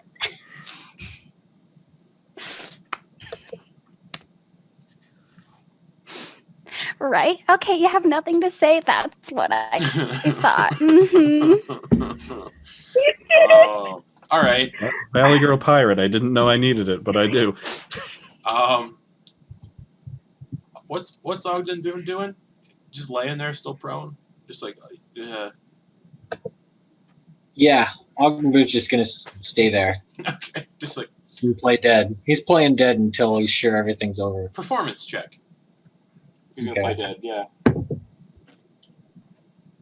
You got a 9. Portents. I'll let you do a You portent. got a 9. Okay. It doesn't matter.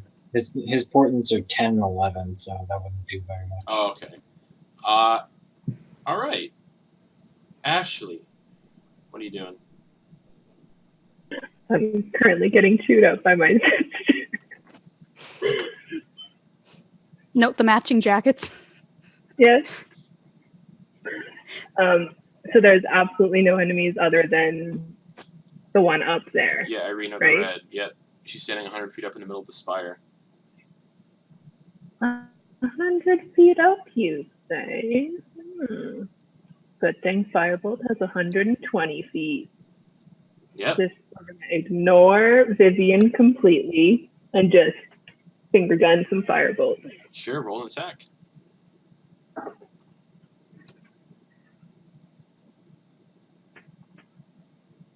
$24. That hits. Roll damage. Hell yeah.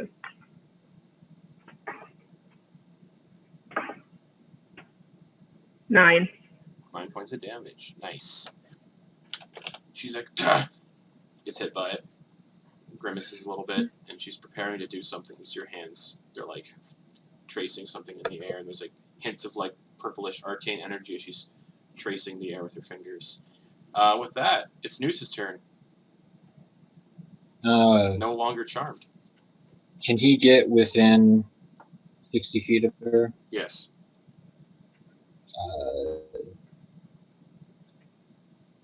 As he's running,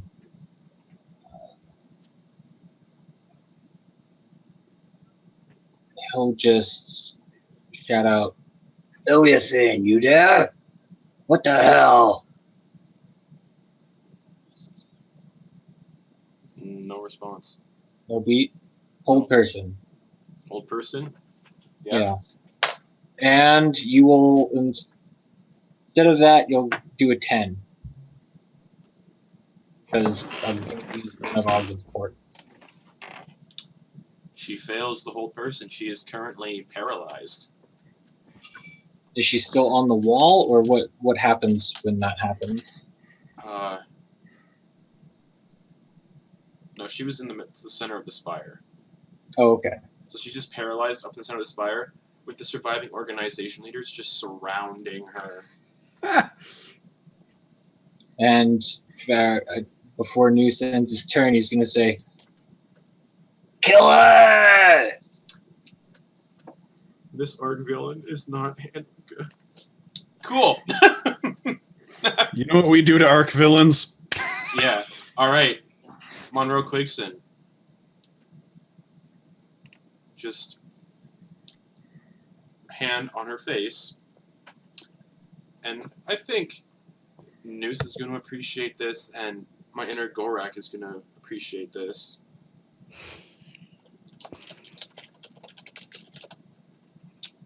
Because this is automatic. It's going to be an automatic crit, right? Because it's paralyzed. yes. Yes. Yep, as long as they're within 5 feet. It's an automatic. Okay.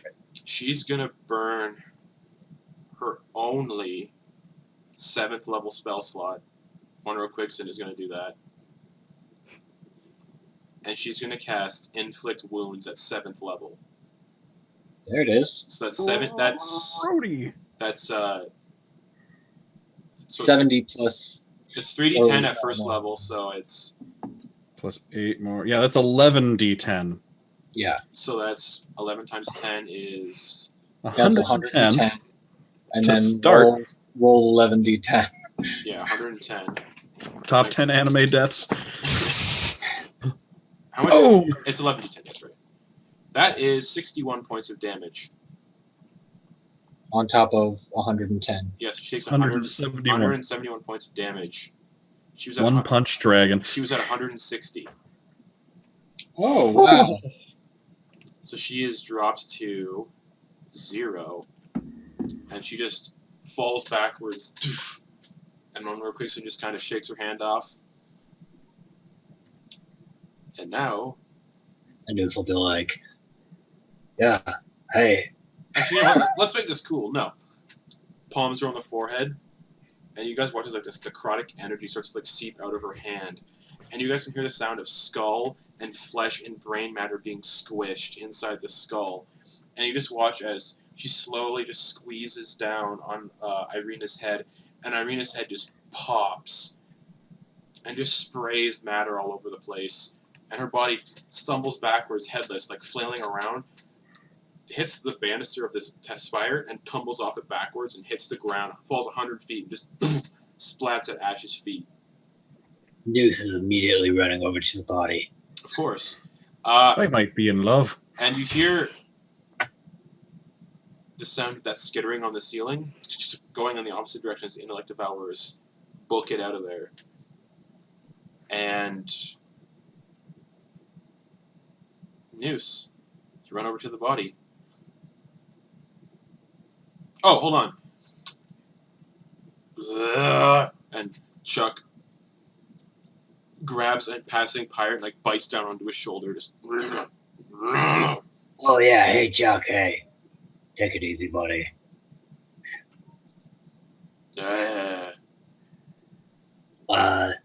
Hey, how about you see how far you can jump from the top of that balcony? Athletics check.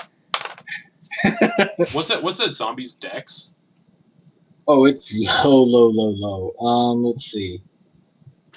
Or is athletics strength? Strength. Athletics is strength. Let's say it's acrobatics then. It rolled a 2. Yeah. -2. 0. Trips, face plants, falls 100 feet. Yeah. So it takes 10d6. Yeah, do it. He just like stumbles on the top of the balcony. Could be very funny, so let's follow through with this. 41 points of bludgeoning damage. All right. 41 plus 5. Let's see if I can get this D20 to get him back. No. Just and just splat. Yeah. And Good job, Chuck. yeah, you're at Irina's body. Is there much left from, like, is there any recognizable things that I would have seen on Aliasine? Just the clothes. Okay. And however, you notice that her body's kind of bubbling a little bit, like bubbling all over the place and kind of melting. Yeah, Noose is immediately going to throw out his tools And say, drain the blood. Sure. and again try to scrape and scoop and salvage as much as you can from the fleshy A parts. medicine check. Okay. Yeah. That is a 14. Yeah, you fill up a vial of just Irina gunk. Excellent.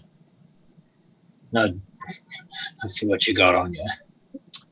Yeah, so you dig through her person, you find a rapier.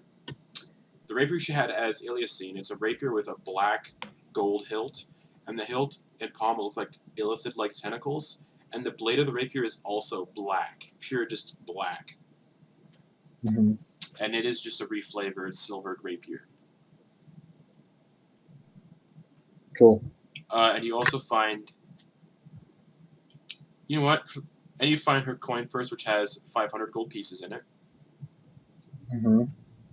And to find the good stuff, good stuff, give me an investigation check. I have been rolling like crap tonight, but 16 plus 2, 18. Yeah, man. You Gosh. find this thing she was wearing underneath her coat, because she's like bubbling away, so all the stuff's coming loose, kind of thing. Mhm. You find this kind of like chest plate, and it's greenish. It's got a greenish hue to it. It definitely, magic definitely emanates from it, but it's a greenish hue breastplate. Sweet. Okay. You also find a bead of force.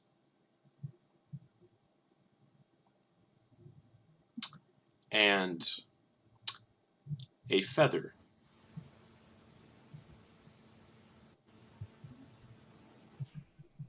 And a rod that has been compacted into her coat. It is a immovable rod. And just for the sake of everything, the armor was adamantine breastplate. Yeah. Yeah. And the feather was Call's feather token.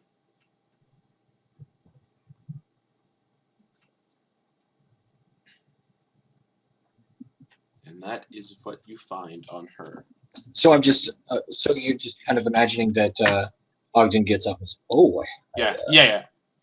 I just woke up and figured I want to know what some of this stuff is."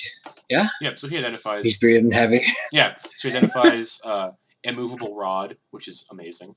The adamantine breastplate, which I don't think actually anyone is proficient with, unfortunately. And Yeah, then nobody does medium armor. I don't think. and then there is Oh, actually, Noose is, but great. Yeah. Immune to critical news. And then there is the Call's Feather token. And then Cool. the rest of her just bubbles away, leaving just her clothes sitting there. And everyone else is just staring at news, dig through this melting corpse. What's everybody else want to do? Ashley and Vivian, what do you guys want to do? Hey guys, we got some stuff. I saw you helped out. Thank you. Vivian, what the fuck is that? Aren't you a little young to be here, little boy? Like, where are your parents? What is young to a goblin?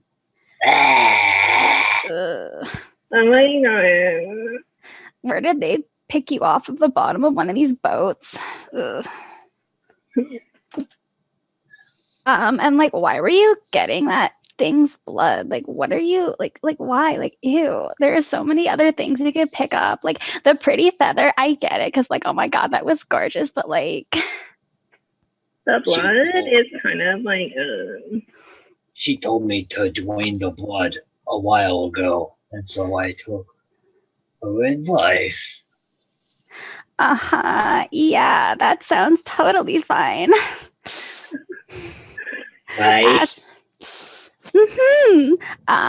Ashley, what the? So you knew her, right? Like, is she your friend? Yup. Generally speaking, friends don't drain other friends' blood, so I'm just going, just back away a little bit from you, sweetie. Alright, bye. Yeah, bye. Hi. Ash, I got some good stuff here. Yeah, Great. Ash, what are you doing? You're still crackling with that electricity, by the way. Yeah, so they busted the doors open on this place, right? Oh yeah, the doors are like off their hinges. Can I see Eliasine's boat? You can. It is docked. Great. All right. And you see Mind Flayers on it, trying to like sail it away. Perfect. I want to run outside. Mm-hmm. I want to stand at the edge of the dock. I want to let them get a little distance away. I want to let them weigh anchor and get into deep water. Sure, they're getting into deep water. I dive into the water and I chase after them. Okay. Can I get to the underside of the boat? You can. Pretty I'd quickly. like to. I want to take all of this good lightning energy and focus in the trident and just start stabbing into the underside of the boat. Okay, roll me an attack roll Okay. to get through the ship's AC. That is a 21. 21. Mm-hmm. All right. Roll me the damage for that, and then plus the additional D8. So you're rolling 2d8 lightning damage for this. Right. Okay. Okay. All right. That is 20 damage on that hit.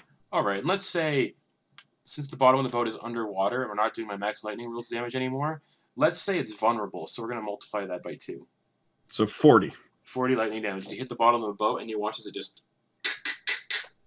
And then a hole opens up in the underside of this boat. It's about a 6-foot hole with the force of this like entity raging through you. You're just like...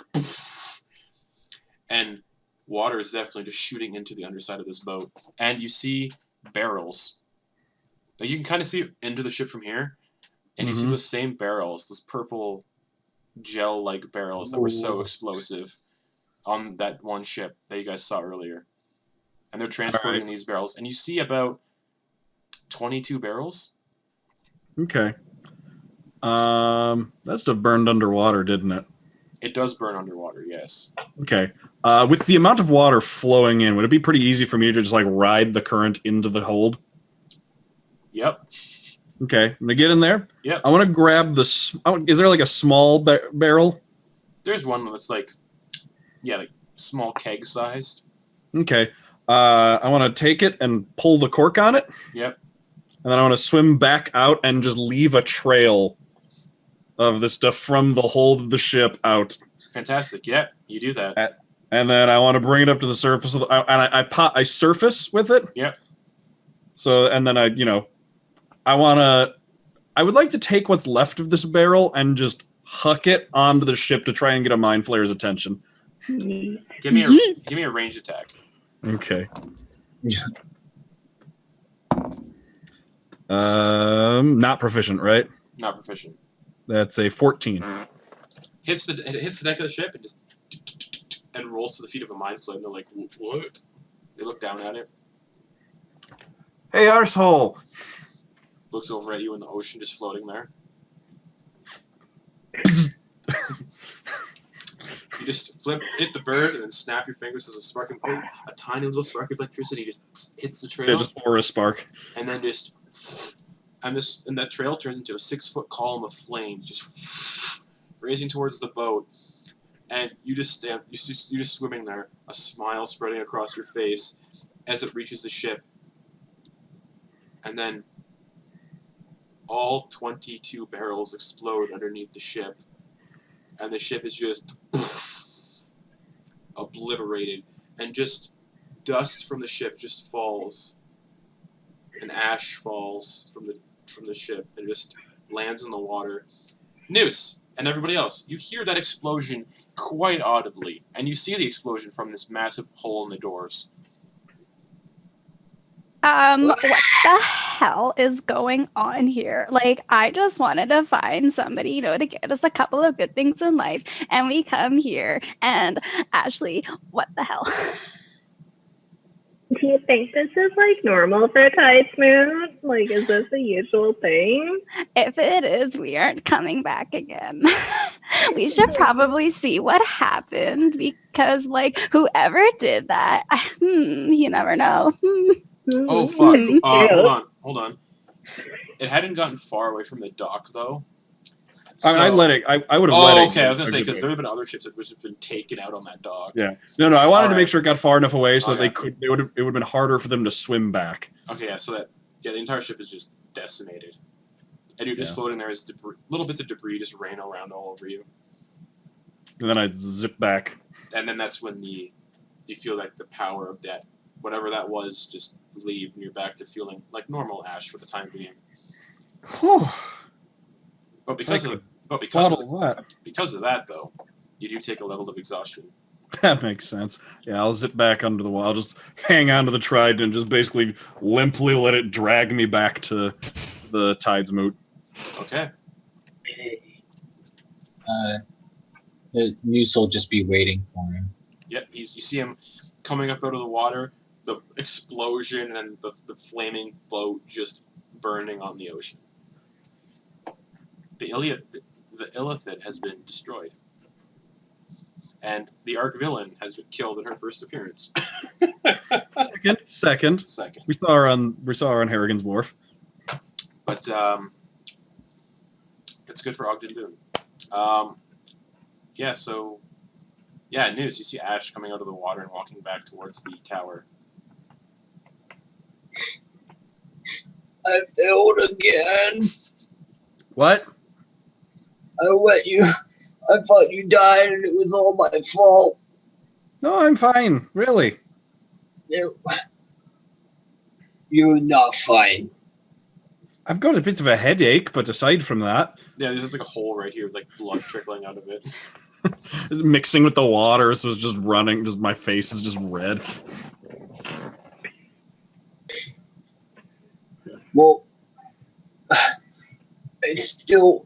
You were separated from all of us, and it was really hard to, like, help out. Pal, I'm sure you did great. It's fine. Don't worry about it. Well, don't run too far away from us, okay? I will try. I don't know if I can make that promise. When I see big things, I want to hit them. Yeah, alright, but, like, yeah.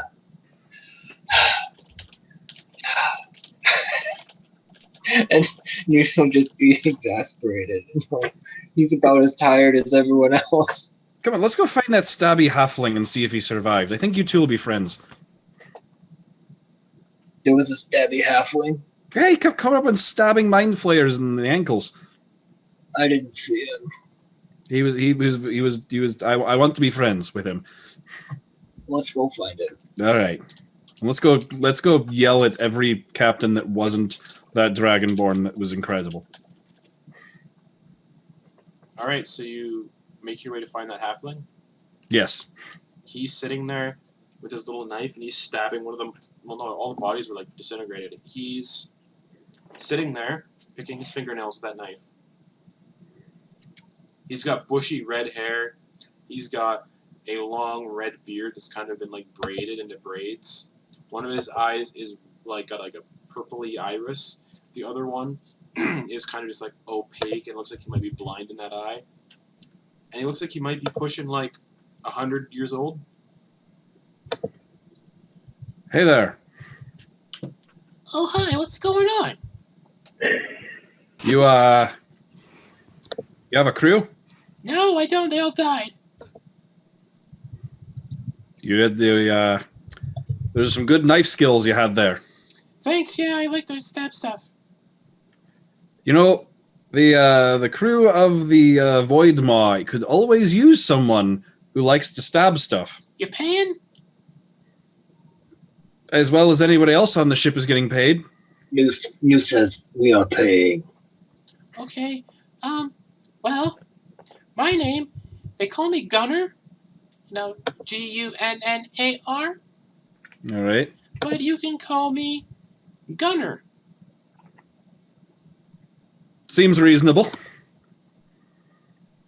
And he takes the knife and he does like a flourish with it, like spins it around like people take like coins and they like kind of like rotate them around their fingers. He does that with the knife, and then like flips it, catches it, does like all these flourishes, and then puts it into his belt loop. He's like, "Okay, so where are we going?" You know anything about mummies? Nope. Then this will all be new to you. I love new experiences. There's this one time I lost my toe. Perfect. I'd love to hear more about. You know who would really love to hear about that is Noose here. He looks at You the want goblin, your and toe? he's like the same height as you, and says, "Yep, it got bitten off by a fish." Oh, so you still don't have that toe floating around? Nope. I tried to stitch it back on, but it fell off. Do you want another toe? Oh, okay. And he like takes his like shoe off, and you see like his left foot is missing like 3 toes. He will pull out his little sack of fingers. Good old Gunner Two Toes. Sack of fingers. Yeah, it's a sack of fingers. Label on the side, just sack O fingers. Yeah, I mean, that's what we have. It's a, let's see, it's a burlap sack of fingers and teeth. Oh yeah, I remember. Oh, that. and teeth. Wow. Yeah, Stick some teeth on, it'll be fine. it had some other stuff in it too, but Noose used it. Yeah, here. And Noose will grab like 2 of the fingers, Yeah. kind of like fashion a little like twine thing to kind of just mocking, like have like mock like fingers where, you know, because fingers are way too long anyway for toes, but they're just there. And he's got just kind of holds them there with like a small strip of leather. Oh, you're not sewing them on. You're just like sticking them there. Yeah, like a little harness with it. So they're just like these little toes, like Just 2 fingers that are just gonna rot. they're just prosthetic fingers on his feet. He's like, "Oh, thanks." So now he Well- slaps the ground when he walks. You're welcome. He cuts he cuts 2 holes into his shoe so the fingers can poke out. Yes. Alright. That is the best. You can now call me Gunnar Fingerfoot. All right, Gunnar Fingerfoot. My name is Niv. That name Oh, tells a story. Do I know how I lost the other ones? Yeah. I accidentally cut one off when I was making, like, bread and butter. Like, the knife fell and it cut off one of my toes. That is a spectacular story. Yeah. But then our pet dog took the toe and ran away with it. Did you kill the dog? No, it ate the toe and got sepsis and died. So you did kill the dog. Not intentionally. All right, so just so you know, who's the captain? Oh, I think you are, Trident guy. I'm an expert assassin. You tell me someone you want dead, and I'll do it. All right, yeah, welcome. You're just making this even. You're making me even happier that I hired you. This is Do fantastic. you want to see my bag of skin? Again, I think you and Noose are going to be great friends. Yeah, you got some skin. I got some skin. He pulls like this pouch he has on his shiny. Oh, he shows it to you, and inside are just faces of people he's like carved off. You see, look, it's my bag of skin. Facebook. And there's like 35 like faces in there, of like different races and creatures just in there. Oh, And as soon as he opens my. it, it's like an overwhelming stench of just like rot.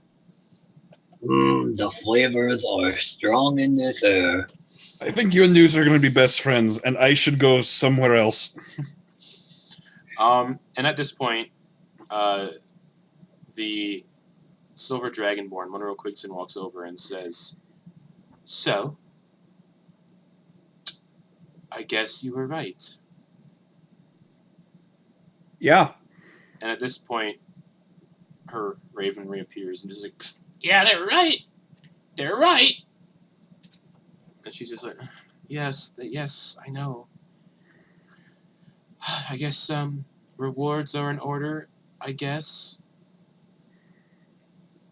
She's like, what would you like? And she looks at everyone here, looks at Noose first, like, what would you like? Well, what are my options here? I can offer you a home that all of you can live in. Or Obviously. a home in our ship. Fair enough, I like it. Never mind then. Don't leave it up to me, I guess. What do I want? I don't know. What do you want? I want to be queen of the pirates. Done. I think we're like the only pilots left anyway. You look around, there's still like a few hundred still surviving. Except for the ones that, like, are dead. So it's like half of the pirates that were at the Tidesmoot are dead, but half are still kicking and, like, help. So most of them are, like, picking up the bodies and, like, taking them out and burning them. Oh, okay, gotcha. Well... Ash! She's like, you know Yeah. what? She's like, actually, I have the perfect reward for all of you. As you may have noticed, that awful, overweight balloon of a man was one of the organization leaders, and he exploded. To put it lightly, yes. She looks at the crew of the Void Maw. Which one of you should we promote to an organization leader? Actually, I have a question. Okay. It's kind of a secret question. You asked for a favor before, but can I have it in as information? Yes. And he'll like step to the side and just be like, does she like come over to Yeah. chat? Yeah. All right. So I have a couple questions. You seem like you have some connections. I have a lot of connections. Don't fuck with me. You saw what I did to that woman. Yeah, I gave you the alley-oop. So, you know. Right. So main question. Do you know anything about the catalyst of iron?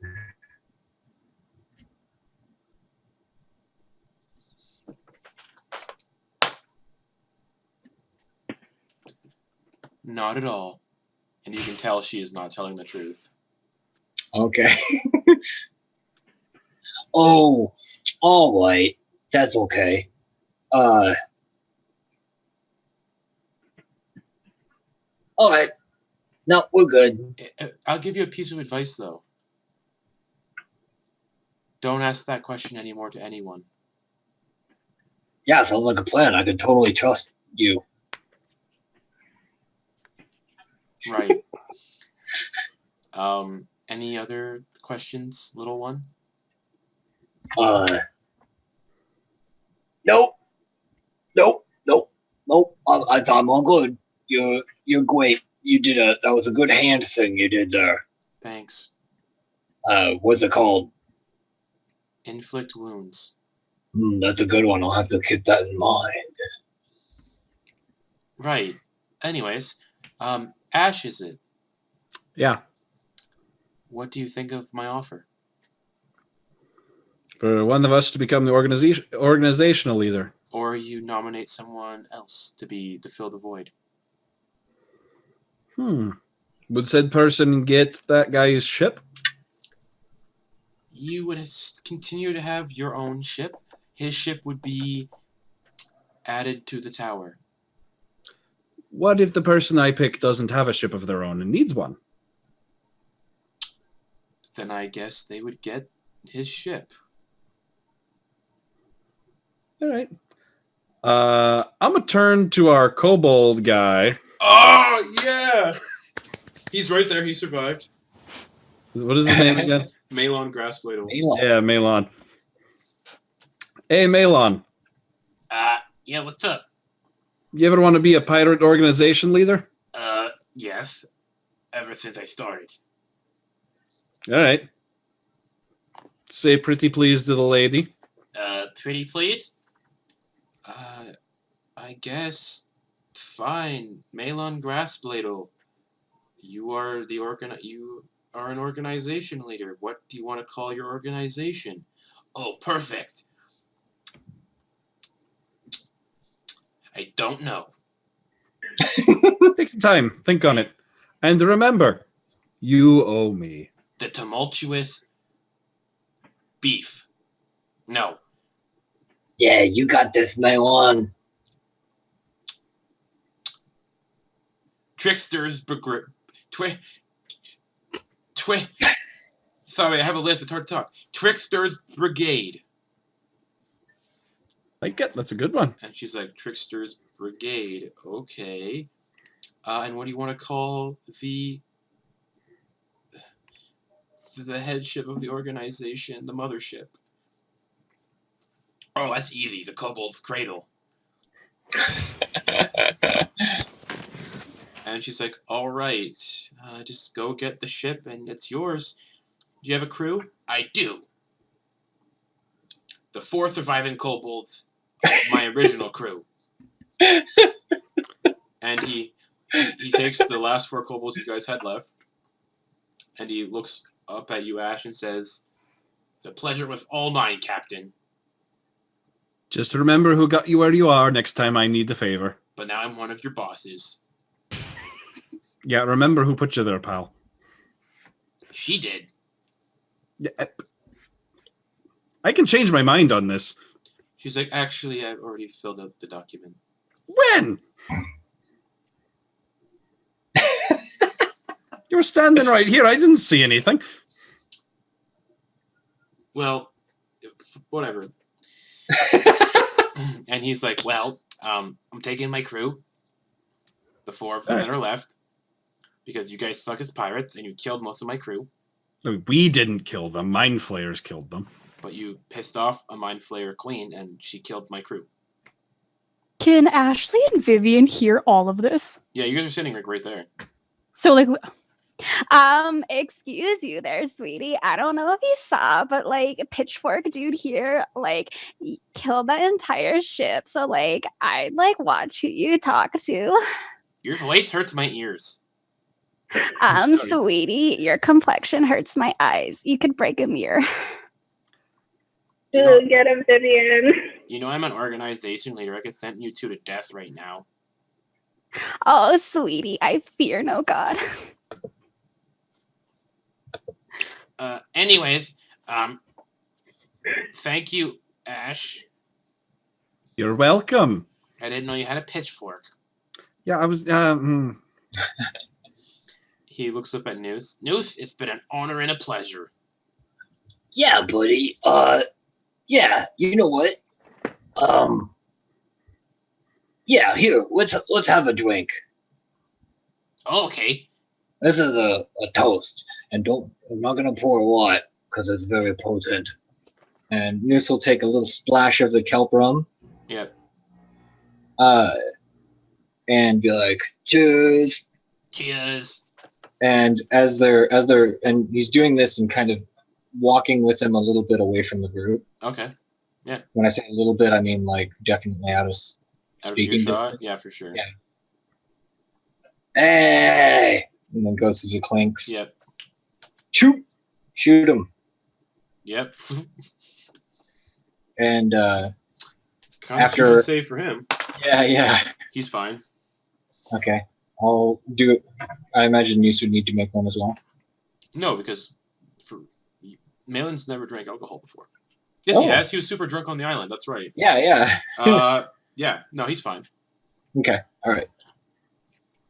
Hey, Yeah, what's up? Yeah, what's going on? we might have just put you into a tough spot. That Monroe Quickson.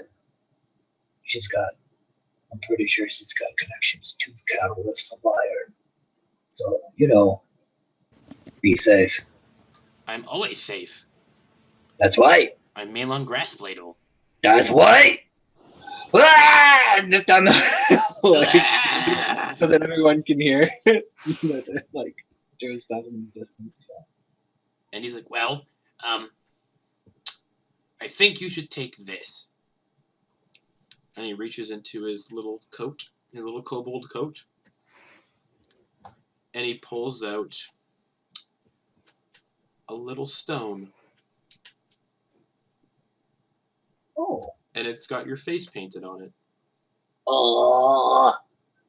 And he pulls out another one and it's got his face painted on it. Oh. You see, it's like a little joke. Remember when you said your name was Two Stone? Yes. These are two stones. That is very true. So you take the one that looks like me. Oh, okay. And I take the one that looks like you. That sounds cool. And once a day, you can speak through that stone, and you can talk to me. This is very great. Can anybody else hear if I'm holding it? Or is it just me that hears? It's just you that hears it. Oh, so we can definitely talk. It just sounds like you're talking to yourself when you reply. Perfect. Yeah.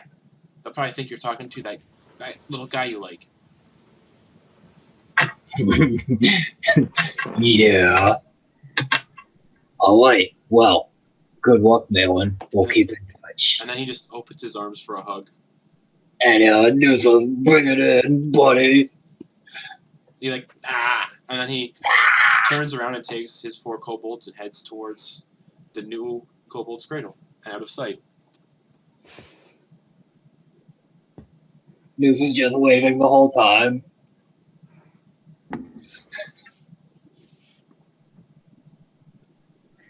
All right. So I guess me and Ashley are still chilling next to Ash Yeah. at the moment. Yep. So Vivian just kind of turns to Ash and is like, so like that was pretty sweet what you did. Like, I'm not gonna lie. Like, what even was that? Like, You're going to have to be more specific. I do a lot of remarkable things. like You you know, blew that's up. your pitchfork, Yeah. First of all, trident used for killing fish and other things. not for You could kill a lightning. fish with a pitchfork too, sweetie. But you can. It's not the intended purpose of it. But anyway, which thing with the trident? Like the boom of the ship. Yeah, like what else? Oh, that. Well, that was just introducing a bit of lightning into some very, very, very explosive liquid. Could you do that again so we could get a better view? Well, I kind of already blew up the ship, so I can't exactly do it again without another ship to blow up. Well, we have our own ship. Well, it's not our ship, it's our captain's, but like we don't even know if they're dead or not, so. It's called the Sangria Sunrise. Isn't it gorgeous? It's really pretty. It's like the one with the orange flag. I don't know if you saw it. You instantly point right to the most garish-looking ship at the docks. Sangria. I think I've ordered that at Eclipse's bar before. Yeah, like, so the reason it's the Sangria Sunrise is like, well, me and Ashley were gonna go out with this like half drow boy, but like we ended up finding that he was cheating on this halfling, and then the halfling was gonna come beat us up, but she found out that he was the problem. So then we kind of kicked his ass to the curb, and like she ordered us the Sangria Sunrise, and oh my god, it was so perfect. We just had to name it after her. Isn't that right, sis? It totally is. And plus, we're also like fruity drinks, so. Yes. As you can see, we like the finer things in life. So, like, if we blow up our ship, it's fine. We'll get another. I followed none of that. Wait, you said it was your captain's ship. How did you name? I'm so confused. Oh, sweetie, we get our way one way or another. People That just like our company. That didn't answer my question. That just raised several more. Well, you know, if you really want to talk more, we could go for drinks, right, sis? Totally. I'd love to know more about your pitchfork. Are there bars on this pile of shipwrecks? Well, we can go party on your ship, can't we? Like, Yeah, you said you had your own. You're the captain, right? I mean, I am. It's fairly new, and we're woefully low on alcohol. Not true. Oh, really? Wharf, you got 4 barrels full of rum. Oh, okay. Ooh. Wow. We also need a crew. Yep, you have to have. You officially have the halfling. Yeah. Pardon me just for 1 second. I would love to continue this very stimulating conversation, but I'd like to just like stand up on the nearest chair or piece of wreckage. There's like a pile of chairs that have been like put into a corner, and they want to burn the chairs to like make like a makeshift funeral pyre, but they're not burning them yet. Just stand on a dead body. Climb up onto those and just. All right. If your captain died and you're otherwise in need of a crew, we're looking for crew. So come on over here and sign up. Nooth will be like, we'll say, Yeah, Captain Ash and the Void Maw. and when he says captain, he's going to use that as a healing word to try and get rid of the mark on Ash's head so that he looks a little bit more pristine. Yeah. It's, marketable. Yeah. So, you get 6 health back. I'll Ash. take 6. All right.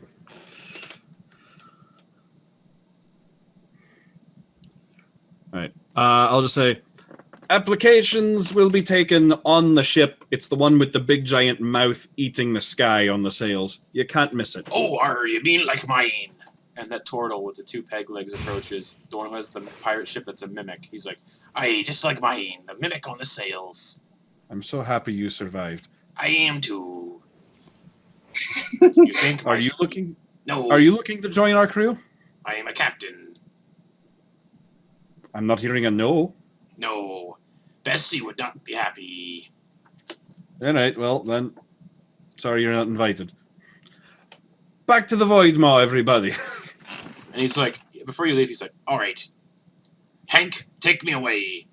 and he watches this like massive ogre just picks him up and carries him towards the ship. With a sad, strange little turtle. That was my PC and audio podcast. Anyways, you're heading back towards the ship? Yeah. All right.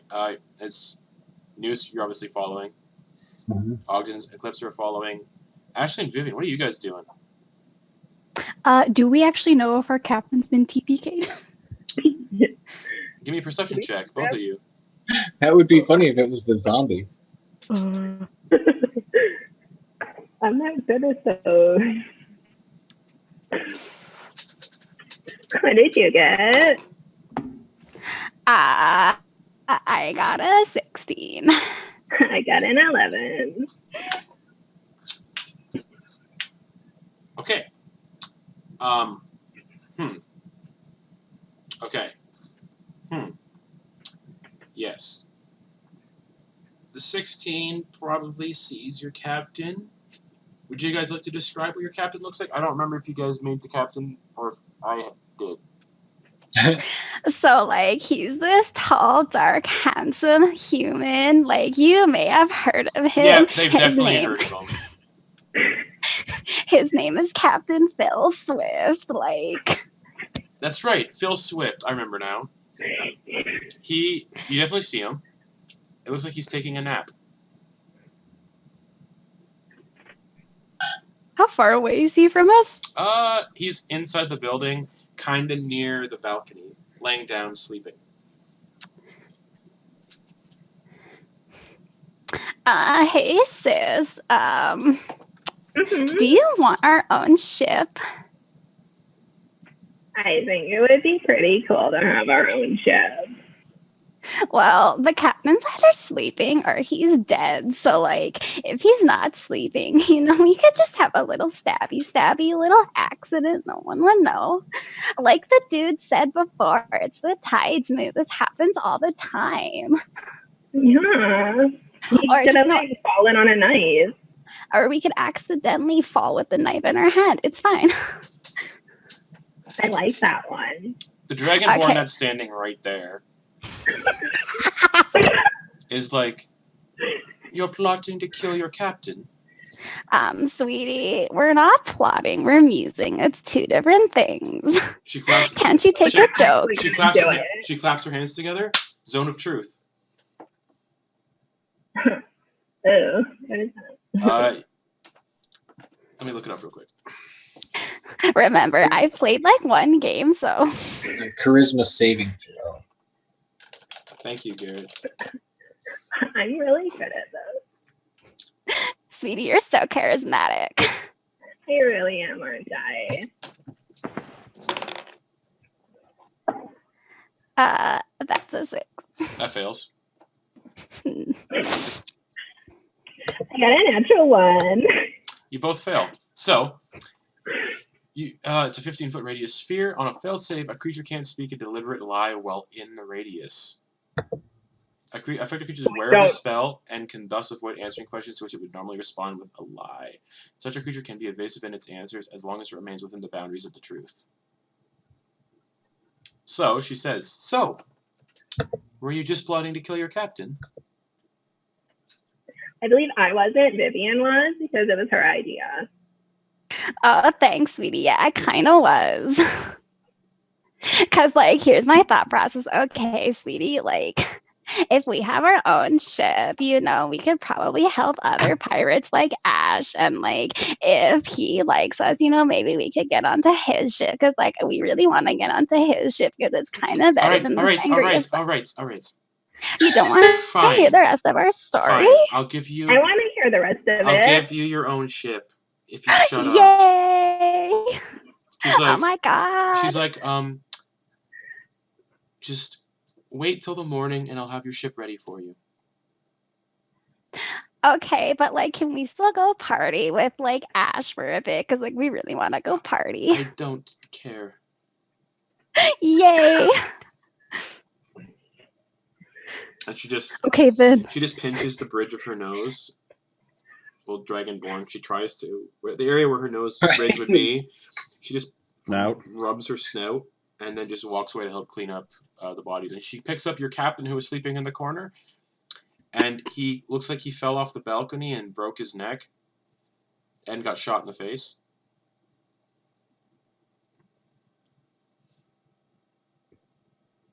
Oh no. Oh shit, I think we should go tell Ash that we don't have a captain, and like maybe we should get him to change his name because like Ash isn't really a scary pirate name, right? Like, you Yeah, feel me because on that's why that? you go by Lee, but Yeah, like it's a bit. I think it's a bit of a letdown. Like, oh, this scary pirate captain. Oh, his name is Ash. It's like, nah. I'm gonna tell him that, okay? oh, you can do that, sweetie. I'd love to watch you fail. Suck my dick. So, And Vivian and Ashley just go walk towards their ship, wanting to go and party. I think we just need a new show that's just 2 hours of that every week. Yeah. Oh, you can put up for 2 hours of us talking like this, Ash. Oh my God, you're such a saint. so Like, can we play with your Lucky boy. pitchfork? So, Ash, All you and Noose and your crew, whatever crew you have, make your way 5 of us. make your way towards Make that 7. towards the Void Maw, Justin is regretting so many life decisions right now. and you get to the Void Maw relatively easily and quickly. Okay. All right. I'm gonna drag the desk out of the captain's quarters onto the main deck of the ship, facing the gangplank that comes up. Yep. And just ready to just interview. Sure. I'm basically picturing either the interview scene from Mystery Men or the one from Deadpool 2. All right. Ready. I know. If you would allow it, I imagine this would be a time when Ogden Boon would love to make a Lumen's tiny hut for them to walk into for the interview, so no one can hear when they're speaking. I kind of want Ogden Boon Let them in one at a time. I also kind of want Ogden Boon just to conduct every interview. Yeah. Oh, we should definitely have a scene when he's back. We'll flash back to that next week. Yeah. I want Vivian and Ashley to talk to him. Oh my God. Yeah. I also grab one of the barrels of rum, and everyone that gets hired on, I give them a cup of rum. All right. The first candidate that approaches is a surviving goblin of the ones that played with Noose. Oh, you're in. Skip the interview. You're just in. Oh, okay. And he steps on board. All right. Noose is kind of he was waiting outside of the hut and nervously, and he just looks at him when he leaves the hut. The goblin. He looks at you. Yeah. Yeah. Yeah. High five.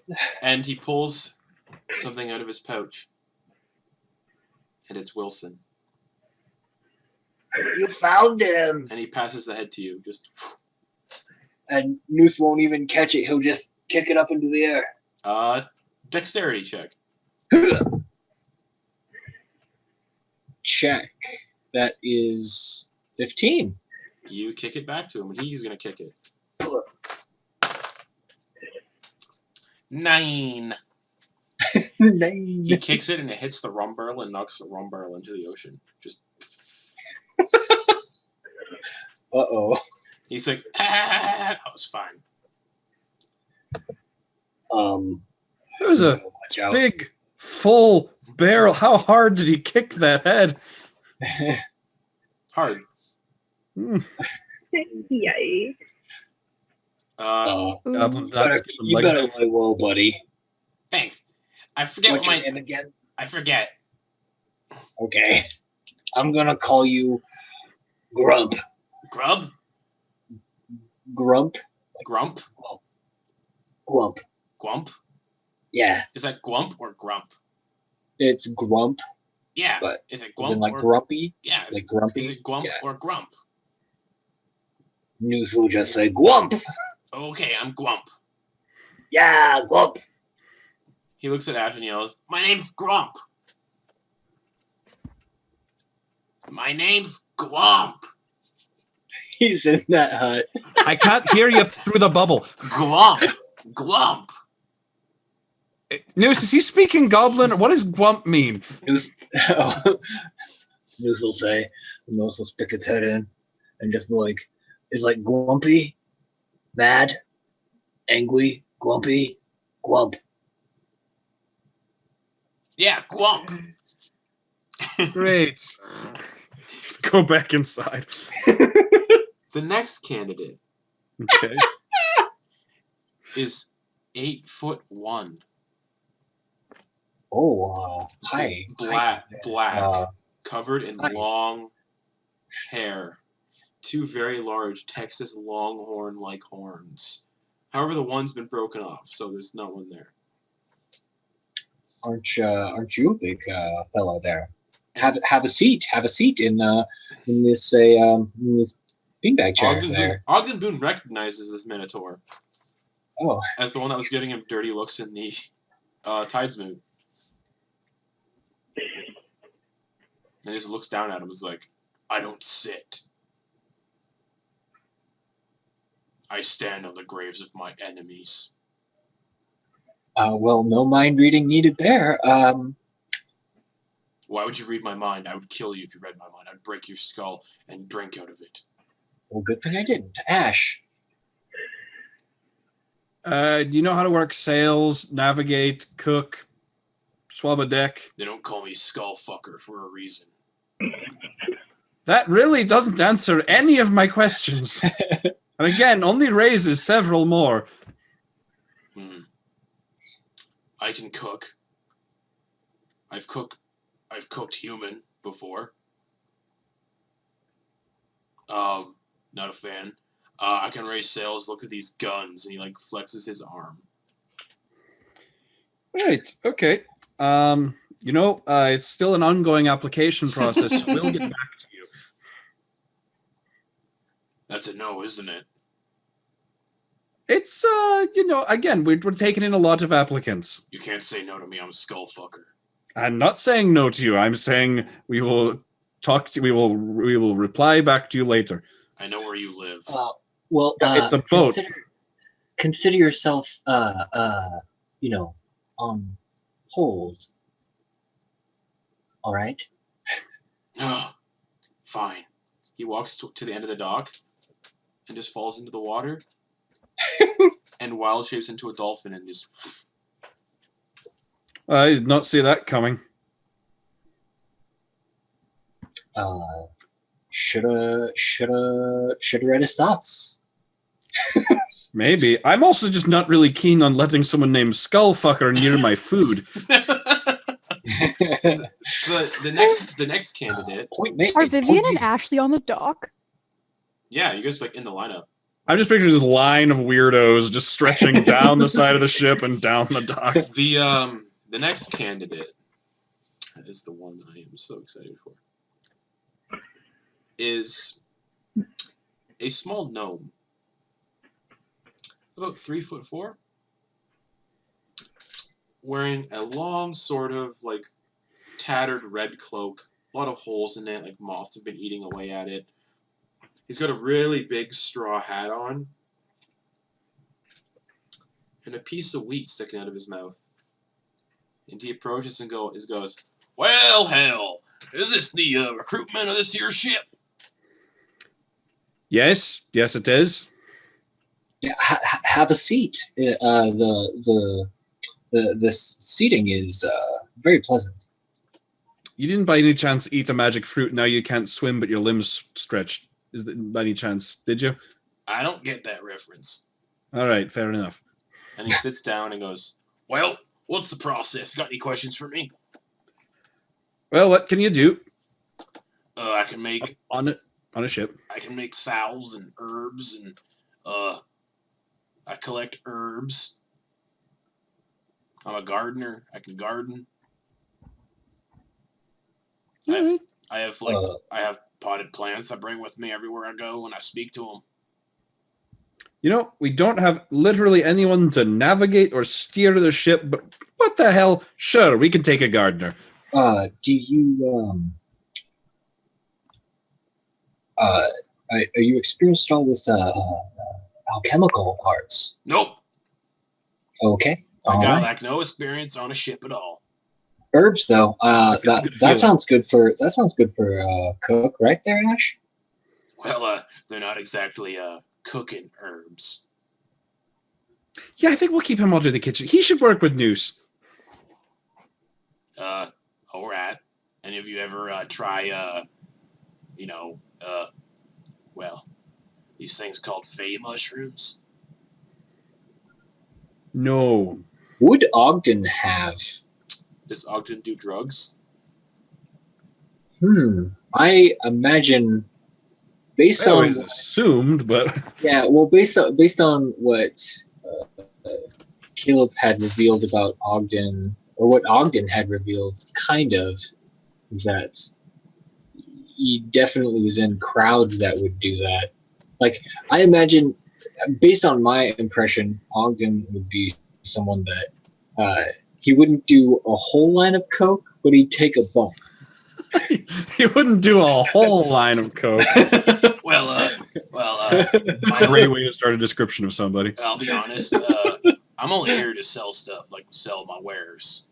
I don't really want to be on a ship. I just thought you guys would be interested in buying some stuff. What you got there? I got Fey mushrooms. I got blight crumb. I got fart leaf. Fart leaf's pretty fun. All right, Ogden, I'll leave this up to you. Buy 3 of everything except for fart leaf. I don't want any of that on my ship. No, I recommend you have some fart leaf. I really don't think I should. Why would, if it's pleasant, why would you call it fart leaf? I didn't call it fart leaf. Well, tell me of this this fart leaf. You smoke it. When you exhale the smoke, it smells like a fresh flatus. Fresh flatulence. It's pretty good if you want to conceal yourself, or throw off your enemies. Why would I want that in my mouth? Does it stay on the tongue? It kind of does. I like to. I've had some of that too. Oh, I'm sorry, sir. What were you gonna say? I have had some negative experiences with that sort of thing. With tasting farts. No, remember when we first met Ogden? He almost got paralyzed by that dust. I like to liken it to, eating a rotten egg. It tastes like rotten eggs. That's not exactly a glowing recommendation. All right. So these Fey mushrooms, what can you tell me about those? When you eat them, you enter a hypnotic state, and you kind of can see visions. Ooh. But there's a chance the mushrooms can spore and latch onto your pores and start growing out of your skin. Oh, that sounds delightful. Don't have to buy more if that happens. You and I have very different definitions of delightful. It's all about the experience, the day of and the day in. I agree. So you got the mushrooms, Yeah. yes, Yeah. and the fart blossom, or what did you call it? Not what it was called. Fart leaf. Fart leaf. Yes. And then what were the other things that you had? I forget. Oh, black crumb. Black garub? Blight crumb. Blight crumb. Yeah. What can you tell me about this blight crumb? Well, you snort it, and you get a 50% chance of getting advantage on mental saving throws, intelligence, wisdom, charisma. But there's also a 50% chance you drop unconscious. How long do these effects last? An hour. 1 hour. Is this the same for the Fey mushrooms as well? Yeah.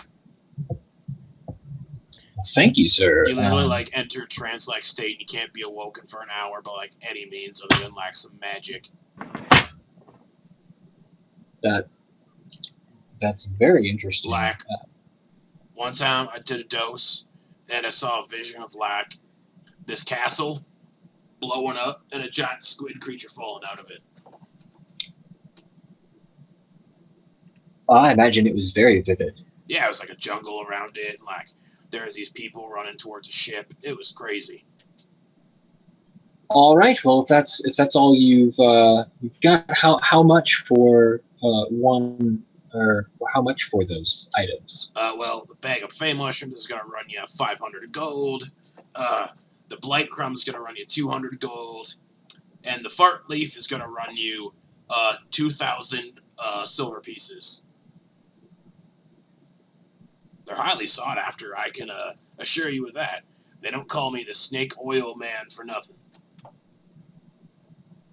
Well, how long are you in port here, sir? I don't know. Because these all sound very interesting, though I wouldn't want to make any of these purchases without speaking with my shipmates. That's fine. I'll be here for like another day, I think, so I'll just go wait over here by these barrels. All right. Well, we'll keep in touch. And just walks over to these barrels and just sits there and like eats like 4 mushrooms and just like trances out.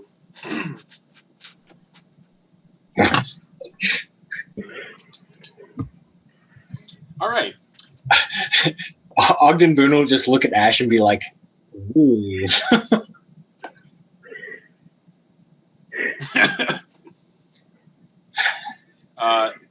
The next 2 candidates approach, and they are sisters.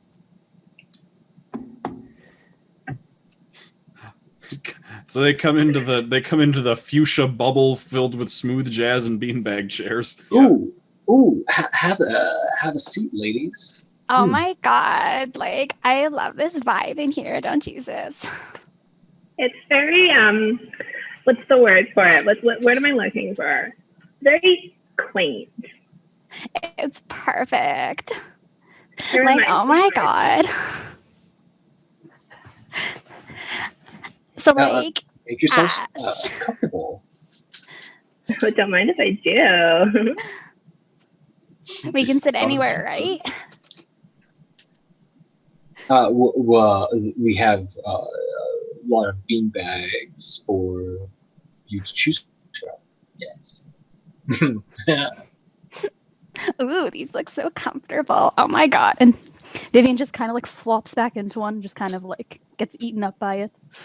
Yeah. Oh my god, I could live here. Wiggle in, get in there. Oh my god, sis, I never want to leave. Well, let me work my magic, and maybe we never will. Sweetie, the last time you worked your magic, you almost killed me, so how about you shit the fuck down? Hi, Ash. Hello. So, like, if you need people for your ship, me and my sister are, like, the perfect candidates for you. Yeah. All right. What are your qualifications? Well, we've managed to get this far without our own ship just by being able to talk to people. All our captains just kind of love us. Like, you see this wonderful hat, like it was a gift by this wonderful drow captain who was just head over heels for me. So, like, you'll probably be head over heels for the both of us eventually. It's a really ugly hat. Don't compliment her on it. Oh, she hates the thing because people always assume I'm in charge of her. It's perfect. Quick question: what's happened? How have you parted ways with all of your previous captains? Just out of curiosity. There was always a bigger fish, obviously. It's not like we killed them or anything. No, we don't kill people if we don't have to. Our captain was an exception. Oh, no, we didn't kill our captain. He killed himself, probably, but it's fine. Yeah, like Even that dragonborn lady chick like offered us our own ship. Like, it was so nice, and she's gonna give it to us, but we thought we'd come and see if you wanted 2 more people to add. Considering like half your crew is dead, we thought, why not? Actually, the entire crew is dead. You're giving up your own ship to come and work on this one and like sleep in hammocks and swab the deck and stuff? Well, sweetie, running our own ship is like kind of hard. Like, it's neat and all, but like, it seems like the better option at the moment. Ogden will kind of look at you and whisper, I think they would have difficulties getting crew, shipmates.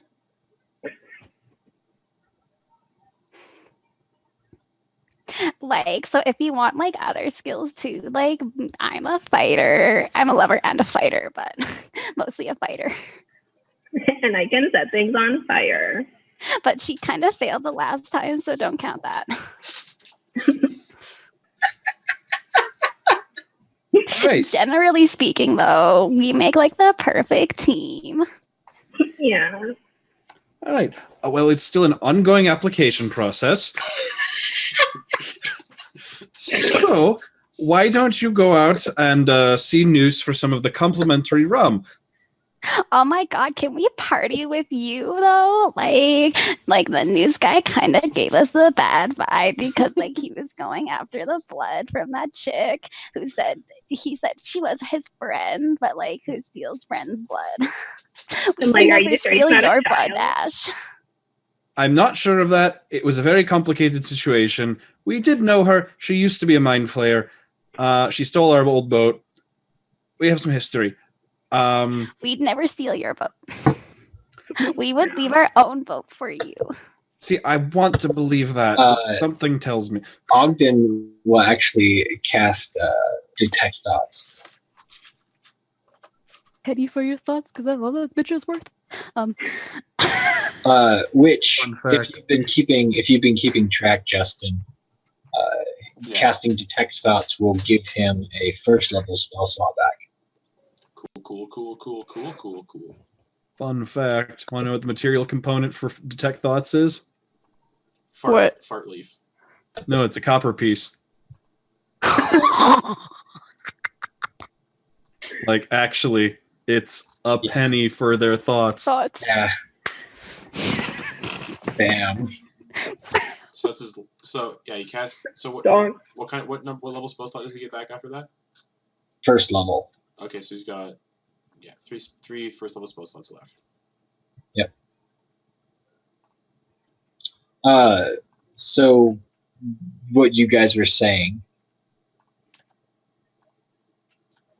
Sorry. But it was like specific that he was detecting your thoughts about that specific issue that you guys were talking about. So he's gonna know what you're thinking about. Yeah. Both of us, or just one of us? Vivian. She's basically thinking like, I want to be on this ship. Oh my god, Ash was so powerful. I wonder what stuff he could get me and my sister. Like, that draw was good, but oh my god, he's better. What even is he? Ogden will just be like, ask her questions quick. Because it only lasts for like a minute. Oh, yeah. So, real quick, you said you didn't kill your previous captains, but you did? No. Okay, so like what happened was like we were joking about killing him so we could get this ship, but like the Dragonborn lady ended up questioning us, and she ended up revealing that like he was actually dead. So like we didn't actually kill him; it was a joke. Okay, so if we cut right there and you take that snippet of stuff that you just spoke, what were you thinking during those parts of what you just said? Vivian was was pretty much exactly what you were saying. What you were thinking was what you were saying. Vivian was basically thinking like, okay, she did want to kill the captain to get the ship because she wanted to try to impress Ash to get a ship, get favor with him, because she's just kind of enamored with how like powerful he is, because Vivian's all about getting like ahead and things. Mm-hmm. Okay. All right. Yeah, Ogden will just nod. That's a lot of good info. Yeah. Well said. All right. My fellow crew member here and I need to deliberate for a second, so if you want to go grab some of the complimentary rum, we will get back to you shortly. Oh, do you promise to come out once you're done so we can have some drinks together? Sure. Oh my god, yeah, like you pinky promise. I don't know, what is this? What am I doing? Ogden, what help? She goes in and grabs the pinky, and she's super excited. Oh my god, yes, Kate, like you can't break your promise now, okay? Okay, so let's go get some. pinky. What She's was kidding. that last part? We're gonna Don't worry. Let's go party, yay! Justin, did I see any pirates in the Tidesmoot that were missing a hand or a pinky?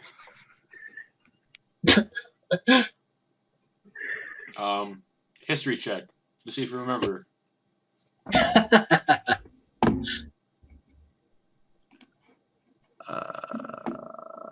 I'm trained in history. That's a 9.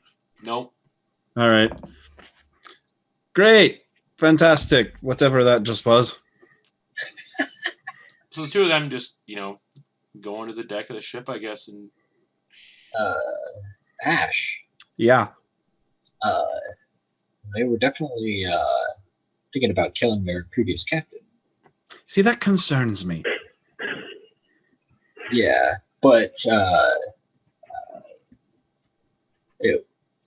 based on their thoughts, it was all for impressing you, which dangerous. From my past experiences, dangerous to have one's devoted as strongly as that. But Yeah, that concerns me even more, actually. Yes. At this point, you see that silver dragonborn walking towards you all. Okay. And she pushes aside some of the candidates and comes into the tiny hut and says, she's like, this is horrendous. Where are the sisters? Ooh, I just have to go get some rum. Where? What direction? Right there. It's not a big ship. Noose is bored at this point, just because his entire job this whole time is just to hand people that leave rum. He's just been filling things up. This 6'6" dragonborn walks over and says, "So, Ashley and Vivian." Oh my god, yes, it's so good to see. You want to have a drink with us? No. We'll have them after I show you your new ship. I have just acquired it quicker than I anticipated. Oh my god, yeah. Do we get to name it? You do, but shouldn't you want to see it first to name it?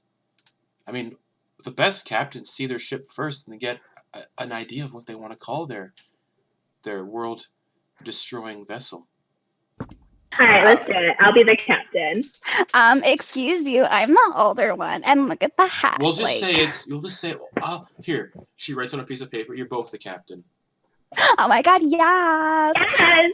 And it's she literally just pulls a scrap piece of paper out of her journal and just scribbles on it and says, "You're both captains now." Oh my god! I'll keep this document for myself just so we have we know this happened. Follow me, please. And she walks off the ship and heads down the docks towards the back of the tower, out of sight. Okay, so we just keep following her, right? Yeah, we go get our ship. All right. So she leads you, and she's like, "Now, I want to see your impressions. So if you two would kindly walk ahead of me, it's the first ship on the left." Okay. Oh my god, yes! Oh my god, I can't believe this is happening. Wow. And as the two of you walk forward, I need you both to make wisdom saving throws. I know, because you weren't the wise one. Yeah, 2 wisdom saving throws, please. 2? No, you each need to make 1. Oh. That's a 9. Because I'm always a 9 out of 10. That's legitimately a 0. Cool. She cast Hold Person and then twinned it. Oh, no. So you're both just paralyzed. And she just ties you up both together with the rope. and drags you towards this small little fishing boat with a single sail and just pushes you both into the boat and casts gust of wind on the sail and just launches the little fishing boat out into the ocean. Can we talk? Nope, you're paralyzed. Yeah. For an hour or something, and then she just goes like this. As you sail off into the afternoon or into the evening, she turns around, she looks over at Ash and Ogden Boon and just gives you guys a thumbs up. And then turns around and walks back into the tower to deal with the events of the day. Ogden Boon can't leave his hut, so he just like toasts. He sticks his hand out and just toasts with it. And as the two sister elves sail off into the horizon with their own ship and the thoughts of adventure and what's going to happen to them in the future, that's where we're going to end the session for the week. Nice. Yeah. It was lovely to have you gals. That was awesome. Mm-hmm. We've been planning the voice since Justin DM'd us. You don't even understand. Legitimate. I'm so glad you guys failed those rolls. Okay, but we're not dead, so we could always come back if another character's randomly not here. That would be amazing. Currently paralyzed in a small fishing boat, sailing off to who knows where. Yeah, but like that's the fun of it. Like, oh my god, like it's all about the journey, not all those who wander are lost. Live, laugh, love, Name their ship Live, Laugh, Love. Oh my God. Ugh. Another home decor you can buy at Bath and Body Works. Just spray painted on the flag. And with Her name's that, Fails. we're all gonna live and enjoy life and love it as well. So thank you for watching, everyone. Thank you, Rose and Brittany, for playing with us tonight. That was a weird session. It was perfect. We did in 2 hours what you guys could never do in 20 episodes. We broke Justin. So, you should have us more often. And what's gonna happen next Wednesday? Again, announcements. Anniversary stream July 24th, 1 p.m. to 1 a.m. Eastern Time. Be there or don't. Just be there. It's gonna be cool.